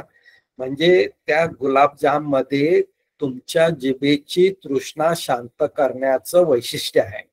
ठीक आहे. आणि जेव्हा तुम्हाला इच्छा होते, तुम्ही गुलाबजाम खाता आणि खूप सुंदर टेस्ट आहे आणि तुम्ही ते एन्जॉय करता, तुम्हाला ते सुखाचा लाभ होतो. ठीक आहे. आणि नंतर तुम्ही रोज गुलाबजाम खाता, नंतर काय होतंय ना की म्हणजे तुमच्या गुलाबजामचं वैशिष्ट्य काय, तुमच्या जिभेची तृष्णा शांत करायची. पुढे काय होत आहे, तुम्हाला गुलाबजाम खायची इच्छा होत नाही, यार आज गुलाबजाम नाही, आज मी जिलेबी खाईन, पेढा खाईन किंवा अजून काही खाईन असं होत आहे. किंवा मला आज गुलाबजाम नाही खाणार मी, असं पण तुम्हाला होत आहे. तर त्याला गुलाबजामापासून तुम्हाला काय म्हणू आपण, अनिच्छा उत्पन्न होते. त्याला एक वेगळा शब्द आहे की मला नको ते गुलाबजाम, मला नको गुलाबजाम. जे तुम्हाला हवं होतं आता ते नको आहे. तर गुलाबजामचं हे दुसरं वैशिष्ट्य आहे. म्हणजे भौतिक सुखाचं किंवा भौतिक गोष्टीचं हे दुसरं वैशिष्ट्य आहे की ते त्याच्यापासून तुम्ही दुरावता. तुमची जी तृष्णा किंवा उबग येतो तुम्हाला त्या गोष्टीपासून, नको ते असं होत आहे. हा गुलाबजामचं दुसरं वैशिष्ट्य आहे. आणि म्हणून भौतिक सुख जे आहे, भौतिक सुखामध्ये तुम्हाला पहिला जो गुलाबजाम खातो ती तृष्णा भागवतो, तर भौतिक सुख तुम्हाला तृष्णा भागवतात तुमच्या इंद्रियाची. ठीक आहे. तर फक्त ते काही काळापर्यंतच त्या तृष्णा भागू शकतात, त्याच्यापासून तुम्हाला नंतर उबग येतो. आणि आपण बघितलंय की बुद्धकालीन जे लोक होते, कित्येक लोकांनी म्हणजे खूप श्रीमंत घरातले होते, खूप म्हणजे त्यांचं सुखी जीवन होतं किंवा एन्जॉय करायचे पूर्ण आयुष्य. पण जेव्हा बुद्धाने त्यांना बुद्धांचा उपदेश ऐकून त्यांच्या एकदम लक्षात आलं, अरे आपण तर याच्यात सुख मानत होतो आणि हे तर सुख नाही आहे. बुद्धानं याच्यापासून बाहेर येण्याचा मार्ग सांगितला. म्हणून या कथेतही जे 500 श्रेष्ठीपुत्र आहेत किंवा श्रेष्ठी आहेत, एवढं मोठं संपत्ती होती. ठीक आहे, त्या संपत्तीत ते लोळत होते, सुख भोगत होते. पण जेव्हा बुद्धाचा उपदेश त्यांनी ऐकला, तेव्हा त्यांनी सगळ्या सुखाला, त्या भौतिक सुखाला लाथ मारून इकडे आलेले आहेत. असे अनेक प्रसंग आपल्याला दिसतात की ते लोक सुखात आहेत किंवा त्याच्या मागे लागलेले, भौतिक सुखाच्या मागे, पण बुद्धाचा उपदेश ऐकल्यामुळे ते तिथून दुसऱ्या दिशेला गेले, म्हणजे धम्माच्या दिशेकडे आलेले आहे. म्हणून आपण जेव्हा धम्मसाक्याच्या बुद्धाचे उपदेश ऐकतो, तर आपण योग्य मार्गाने जातो का नाही, का भौतिक सुखातच रमतो, त्याचा आपण विचार करायला पाहिजे. त्याच्यापासून पूर्ण तुम्ही बाहेर जाऊ शकत नाही की लगे हे जातं ऐकलं ना आपण आता सगळेच भिक्खूने बनणार आहे, असं तर काही होत नाही. पण आपले जे विकार आहे, जे लूज करू शकतो आपण, ढिले करू शकतो आणि जिथे शक्य आहे ते बाहेरही काढू शकतो. नाही परमनंट निघाले तर काही काळासाठी तरी आपण बाहेर काढू शकतो. आणि बुद्धाने म्हणून सांगितलंय की याला छोटं समजू नका, हा शत्रू आहे, शत्रू छोटं समजू नका. वीज आहे, अग्नी आहे, विष आहे, फोड आहे ना, जखम आहे, ही वाढू शकते. याचं पालन पोषण करू नका, याच्याकडे दुर्लक्ष करू नका. म्हणून या जातकातून आपण हे घ्यायला पाहिजे की आपल्याही चित्तात अकुशल भरपूर येतात, सगळ्यांच्याच चित्तात येतात. पण त्याला किती थारा द्यायचा, त्याला किती महत्व द्यायचं, त्याच्या मागे किती लागायचं, हे आपल्या सगळ्या लोकांनी याचा विचार करायला पाहिजे. आणि असा थोडाही विचार केला तर नक्कीच आपण त्या हत्तीच्या शरीरात अडकून पडणार नाही. हा हत्ती जो आहे, हा भौतिक जीवनाचं उपमा त्याला दिलेली आहे, भौतिक सुखाची उपमा दिलेली आहे. आणि हा कोल्हा त्यात खूप रममान झालेला आहे, सगळं सुख त्याच्यात दारी येते. पण अशी काही घटना घडली की सुखाची म्हणजे एकदम दुःखामध्ये तो गेला, भयामध्ये गेला आणि त्याला एकदम उपरती झाली आणि त्याला एक ज्ञान मिळालं ते फार महत्वाचं आहे. आणि ते तर बोधिसत्व होते म्हणून त्यांना ते मिळालेलं आहे. पण इतर जे प्राणी आहे, म्हणजे मनुष्य प्राणी असो की इतर प्राणी, ते असे भौतिक सुखाच्या मागेच लागतात. आणि पुन्हा पुन्हा मी इथे येणार नाही, पुन्हा पुन्हा मी या हत्तीकडे येणार नाही, पुन्हा पुन्हा मी याच्याकडे अडकणार नाही, आहे की नाही. तर बुद्धाने जे सांगितलं ना, की घर कोण करताय, घर कोण करताय, ही जी तृष्णा आहे ना, अनेक जाती संसाराची आहे ना, की मी अनेक जन्म का घेतले मी, कारण ती तृष्णा जी होती ती तेच घर करत होतं, तेच मला नेहमी नेहमी जन्म घेण्यासाठी प्रेरित करत होतं. आणि आता मला ते कारण कळल्यामुळे मी या घरात राहणार नाही, म्हणजेच या हत्तीच्या शरीरात राहणार नाही, म्हणजेच कामभोगात राहणार नाही, नवीन जन्म होऊ देणार नाही, मी यातून सगळ्यातून बाहेर येईन, म्हणजेच निब्बाण प्राप्त करीन, मी पुन्हा पुन्हा येणार नाही, पुन्हा पुन्हा या हत्तीच्या शरीराकडे येणार नाही, म्हणजे मी पुन्हा पुन्हा जन्म घेणार नाही. तर इतकं सुंदर उपमा देऊन ही जातक सांगितलेलं आहे ना, ते पण आहे. आणि दुसरं म्हणजे मला तर म्हणजे हे माझं वैयक्तिक मत आहे, की पुन्हा पुन्हा जन्म घेणं जे आहे ना, ते म्हणजे आपण आता मनुष्य आहे, तर आपण गर्भात जन्म घेतो. तर 9 महिने जे आपण गर्भात राहतो ना, तर तो 9 महिने जे आपण म्हणजे खरं म्हणतात तर गुलामीतच राहतो किंवा एक छोटस विश्वातच राहतो. ते हत्तीचं शरीरच आहे त्या आत्मा. त्या हत्तीच्या शरीरात जसं तो कोल्हा अडकला होता ना, तसाच मी माझा भाऊ झाला, म्हणजे माझा जन्म झाला आणि मी त्या कुच्छीमध्ये अडकलेला आहे. आणि आता बाहेर येऊन म्हणजे दुःखातच मी राहणार आहे. तर आता मी या कुच्छीत पुन्हा येणार नाही, पुन्हा गर्भात प्रवेश करणार नाही, पुन्हा जन्म घेणार नाही, असं या अर्थाने हे जातक मला समजलेलं आहे, किंवा मी तुम्हाला त्या अर्थानं सांगायचा प्रयत्न केलेला आहे. त्याचे अनेक अर्थ निघू शकतात, अनेक त्याच्यावर चर्चा होऊ शकतात, पण माझ्या परिणामाला या वेळेत जेवढं काही सांगणं शक्य होतं, तर मला जेवढं कळलं ते तुम्हाला सांगितलं. या धम्मादेशनेमुळे जे काही पुण्य उत्पन्न झालं असेल ते मी तुम्हाला सगळ्यांना वितरित करतो आणि सगळ्याचं मंगल इच्छितो. साधू साधू साधू. साधू साधू साधू. खूपच सुंदर सर, तुमच्या उत्कृष्ट शैलीमध्ये इतकी सुंदर सिगाल जातक वंदना तुम्ही समजून सांगितली. आता अगर याला अनुसरून, आजच्या व्याख्यानाला अनुसरून कोणाचे प्रश्न असतील तर जरूर प्रश्न विचारावे. हा प्रश्न उत्तरांसाठी हा मंच आता खुला झालेला आहे. सर खूप सुंदर जातक झाले, खूपच छान. अगदी म्हणजे त्याच्यातून आपण किती स्वतःवर पण रिफ्लेक्ट करायला हवं, की कसं त्याच्या कोल्ह्यामध्ये जसं ट्रान्सफॉर्मेशन झालं तसं आपणही आपले हे दुर्गुण कुठे काय आहेत, चूक, ते जाणून घेऊन आपण त्याच्यातून कसं शिकायला पाहिजे. दिस इज लाईक खरोखर आपल्या प्रॅक्टिकल डेली लाईफ मध्ये पण शिकण्यासारखी ही कथा. खूपच सुंदर, अतिशय छान. साधू साधू साधू सर. दिलीप सर विचारा प्रश्न. जय भीम सर, नमो बुद्धाय. सर हे जातक तुम्ही खूपच सुंदर समजावून सांगितलं आणि त्याच्या अनुषंगाने पालीचं जे पाली भाषेचे सौंदर्य आहे, त्याच्या उपमा आहेत, त्या सगळ्या गोष्टीचा आम्हाला म्हणजे आनंद घेता आला. तर एक मला प्रश्न विचारायचा होता तो असा, की हे जे 500 जे भिक्षू होते हे चांगल्या म्हणजे संपन्न घरातले होते आणि त्यांनी आपली सगळी ते संपत्ती सोडून बुद्धांचा उपदेश ऐकून ते प्रवज्जित झालेले होते. आणि त्यांच्या मनामध्ये जेव्हा एकेकाळी म्हणजे रात्री जेव्हा असे विकार निर्माण होतात, त्यावेळी बुद्धांनी ते ओळखले आणि त्यांना उपदेश केला. आणि तो उपदेश ऐकल्यानंतर ते अरहंत झाले असं आपण म्हणतोय. तर म्हणजे आता त्यांनी प्रवज्जित झाल्यानंतर ज्या ह्या बाकी अवस्था आहेत, ज्या आपण म्हणतो की श्रोतापन्न, सगदागामी, अनागामी आणि नंतर अरहंत समजा, तर असं त्यांचं काय पुण्य होतं की ह्या बाकी 3 अवस्था त्यांनी पार करण्याच्या आधीच ते म्हणजे अरहंत पदाला पोहोचले? नाही, असं आहे की अरहंत बनायला या पायऱ्यांनी जायलाच पाहिजे असं नाही आहे. ठीक आहे. म्हणजे पहिले सोतापन्न झाल्याशिवाय सक्तागामी होणार नाही, सक्तागामी झाल्याशिवाय अनागामी होणार नाही, किंवा अनागामी झाल्याशिवाय अनंत होणार नाही. या असं काही नाही आहे. तुम्ही एका क्षणात स्वतःपन्न होऊ शकता किंवा एका क्षणात अनंत होऊ शकता. कारण त्यांच्या आधीचे कर्माबद्दल काही माहिती दिलेली नाही आहे, याच्यात कुठेच माहिती नाही आहे. तर पण असं आपण गृहीत धरू की त्यांचे एका उपदेशाने पूर्ण संपत्ती त्यांनी सोडून प्रवज्जित झाले. तर याच्यावरून त्यांचे पूर्वीचे कर्म नक्कीच त्या तोलामोलाचे असतील, म्हणूनच ते सगळे संपत्ती सोडून आले.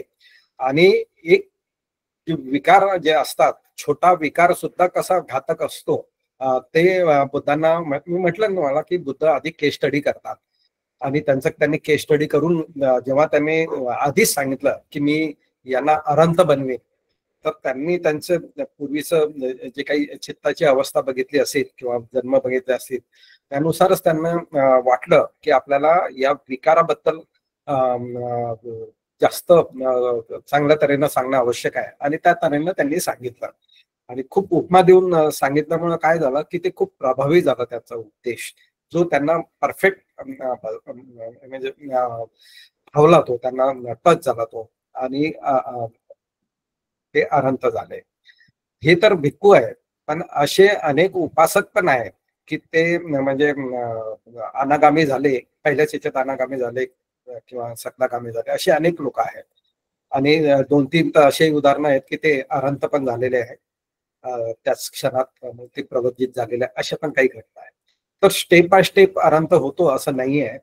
काही स्टेप बाय स्टेप होतात, काही डायरेक्ट होतात. त्यांच्या म्हणजे त्याच्या अधिष्ठानावर किंवा त्यांच्यावर अवलंबून असतं की सोडलं म्हणजे सोडलं, असं त्याची किती ताकद आहे ते सोडण्याची, त्याच्यावर त्याला ते फळ मिळत आहे.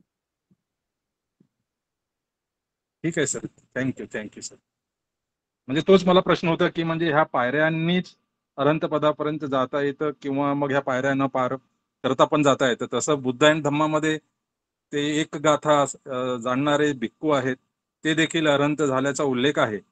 म्हणजे बुद्धांनी त्यांना ती गाथा समजावून सांगितली आणि त्यानंतर त्यांनी ते अरहंत पदाला पोहोचले. म्हणजे 1000 गाथा पाठ केल्यापेक्षा एक गाथा जर चांगली पाठ करून त्यानुसार जर तुमचं आचरण असलं तर ते अनंत बनायला पुरेसं आहे, असं बरोबर. बरोबर. खूप खूप धन्यवाद सर, खूप थँक्यू. कारण स्वतःपन्न म्हटलं की 7 जन्म बद्दल बोलल्या गेलेलं आहे की स्वतःपन्न व्यक्तीचे जास्तीत जास्त 7 जन्म होतात अनंत बनण्यासाठी, जास्तीत जास्त आहे ना, मॅक्सिमम. पण मिनिममला लिमिट नाही आहे. म्हणजे आज स्वतःपन्न झाला तर उद्या तो सक्तागामी किंवा अनंत पण होऊ शकतो. तसंच अनागामी, सक्तागामी, बाकीचे जे काही लेवल असतील त्याला मिनिममची रिक्वायरमेंट नाही, मॅक्सिममची आहे. बोला मॅडम. कल्याणी पंचबाई. जय भीम सर. मला एक प्रश्न आहे सर. आपण आता असं सांगितलं की मिनिमम म्हणजे जेव्हा आपण श्रोतापन्न अवस्थेला पोहोचतो त्यानंतर फक्त 7 जन्मच होऊ शकतात, त्याच्या वरती नाही. न ते भवंग अठ्ठमंग आदी अंती, म्हणजे जसं आपण या रतन सुत्तामध्ये पण म्हणतो. पण दीघनिकायामध्ये एक सुत्त आहे, जनवसभ सुत्त, दीघनिकाय 18. सर त्याच्यामध्ये जेव्हा राजा बिंबिसार हे श्रोतापन्न अवस्थेला पोहोचतात आणि मग त्यांचं डेथ होते आणि मग त्यानंतर जेव्हा ते परत चातुर्मार्य महाराजिकांच्या रूपात मध्ये जन्म घेतात आणि मग परत ते बुद्धांना भेटायला येतात, त्यावेळेस ते त्यांचा तो 14वा जन्म की काहीतरी असं त्यांनी मेन्शन केलंय त्याच्यामध्ये. तर मग हे कसं, म्हणजे एका भवामध्ये मल्टिपल जाती असू शकतील का, मल्टिपल बर्थ असू शकतील का, किंवा म्हणजे हे कसं मला कळलं नाही. हे भव इज बर्थ और जाती इज बर्थ? हे बघा, ते जनवसभ जे सुत्त आहे का नाही, ते म्हणजे बिंबिसार राजा मृत्यूनंतर, म्हणजे बिंबिसार राजा मनुष्य होते बुद्धकालीन, आहे की नाही, ते राजा होते, पण ते यक्ष योनीत जन्म झालाय. पण ते डिवाइन यक्ष होते, म्हणजे दिव्य यक्ष होते, म्हणजे देवलोकात होते ते. ठीक आहे. नरमास भक्षक जे यक्ष होते ते नव्हते ते. तर आता म्हणजे त्याच्यावर जर विचार केला तर आपल्याला असं दिसतंय की राजे होते ना ते बिंबिसार राजा, आणि राजा म्हटल्यावर राजाची बरीच कर्तव्य असतात. बऱ्याच वेळा ते म्हणजे मृत्यूदंड देतात किंवा युद्ध करतात किंवा बाकी ज्या काही गोष्टी, म्हणजे अनेक पाप त्या लोकांकडून घडतात एक राजा म्हणून. ठीक आहे. तर हे जे पाप आहेत आणि काही पुण्य आहेत, तर याचा परिणाम म्हणून काय झालं की त्यांना म्हणजे खरं म्हटलं तर यक्षयोनीत जन्म होणं फार मोठं नाही म्हटलं जात, म्हणजे चांगलं म्हटलं जात नाही. पण त्यांनी अनेक खून केले असतील, अनेक जीव घेतले असतील, तर त्याचा परिणाम म्हणून त्याला यक्षाचं हे मिळालं. पण त्यांचे पुण्य पण भारी होते म्हणून त्यांना डिवाईन यक्ष ते झालेले आहेत, आणि ते काही काळावधीसाठी तिथे असणार. त्यांना एक चांगला रिस्पेक्ट होता, चांगली ताकद होती, आणि इतके मोठे यक्ष ते होते की त्यांचा नुसता आवाजच ऐकून सगळे म्हणजे घाबरायचे. मी जनवसभ असं जे म्हणतात ना, तर ते आहे. आणि ते बुद्धाकडे भेटायला येतात आणि बुद्धांना सांगतात की मी बिंबिसार राजा होतो, आणि मला आधीचे माझे जन्म मला आठवतात. तुम्ही जे विषय काढला ना, तर आधीच्या एवढ्या जन्मात मी असं होतो. तर म्हणजे बिंबिसार राजा मनुष्य असताना, नंतर मनुष्य जीवन जगल्यानंतर त्यांचा जन्म जनवसभ यक्ष म्हणून जन्माला. ठीक आहे. आणि तेव्हा ते भेटायला आले. तर हे आधीचे जे जन्म आहेत त्याचे ते त्यांना आठवत होते.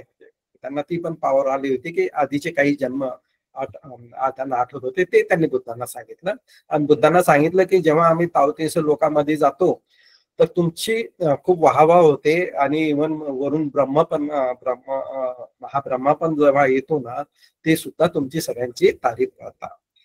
तर आधीच्या जन्माचं ज्ञान असणं, ठीक आहे ना, पूर्वजन्माचं ज्ञान असणं, ही एक कला आहे, इति आहे.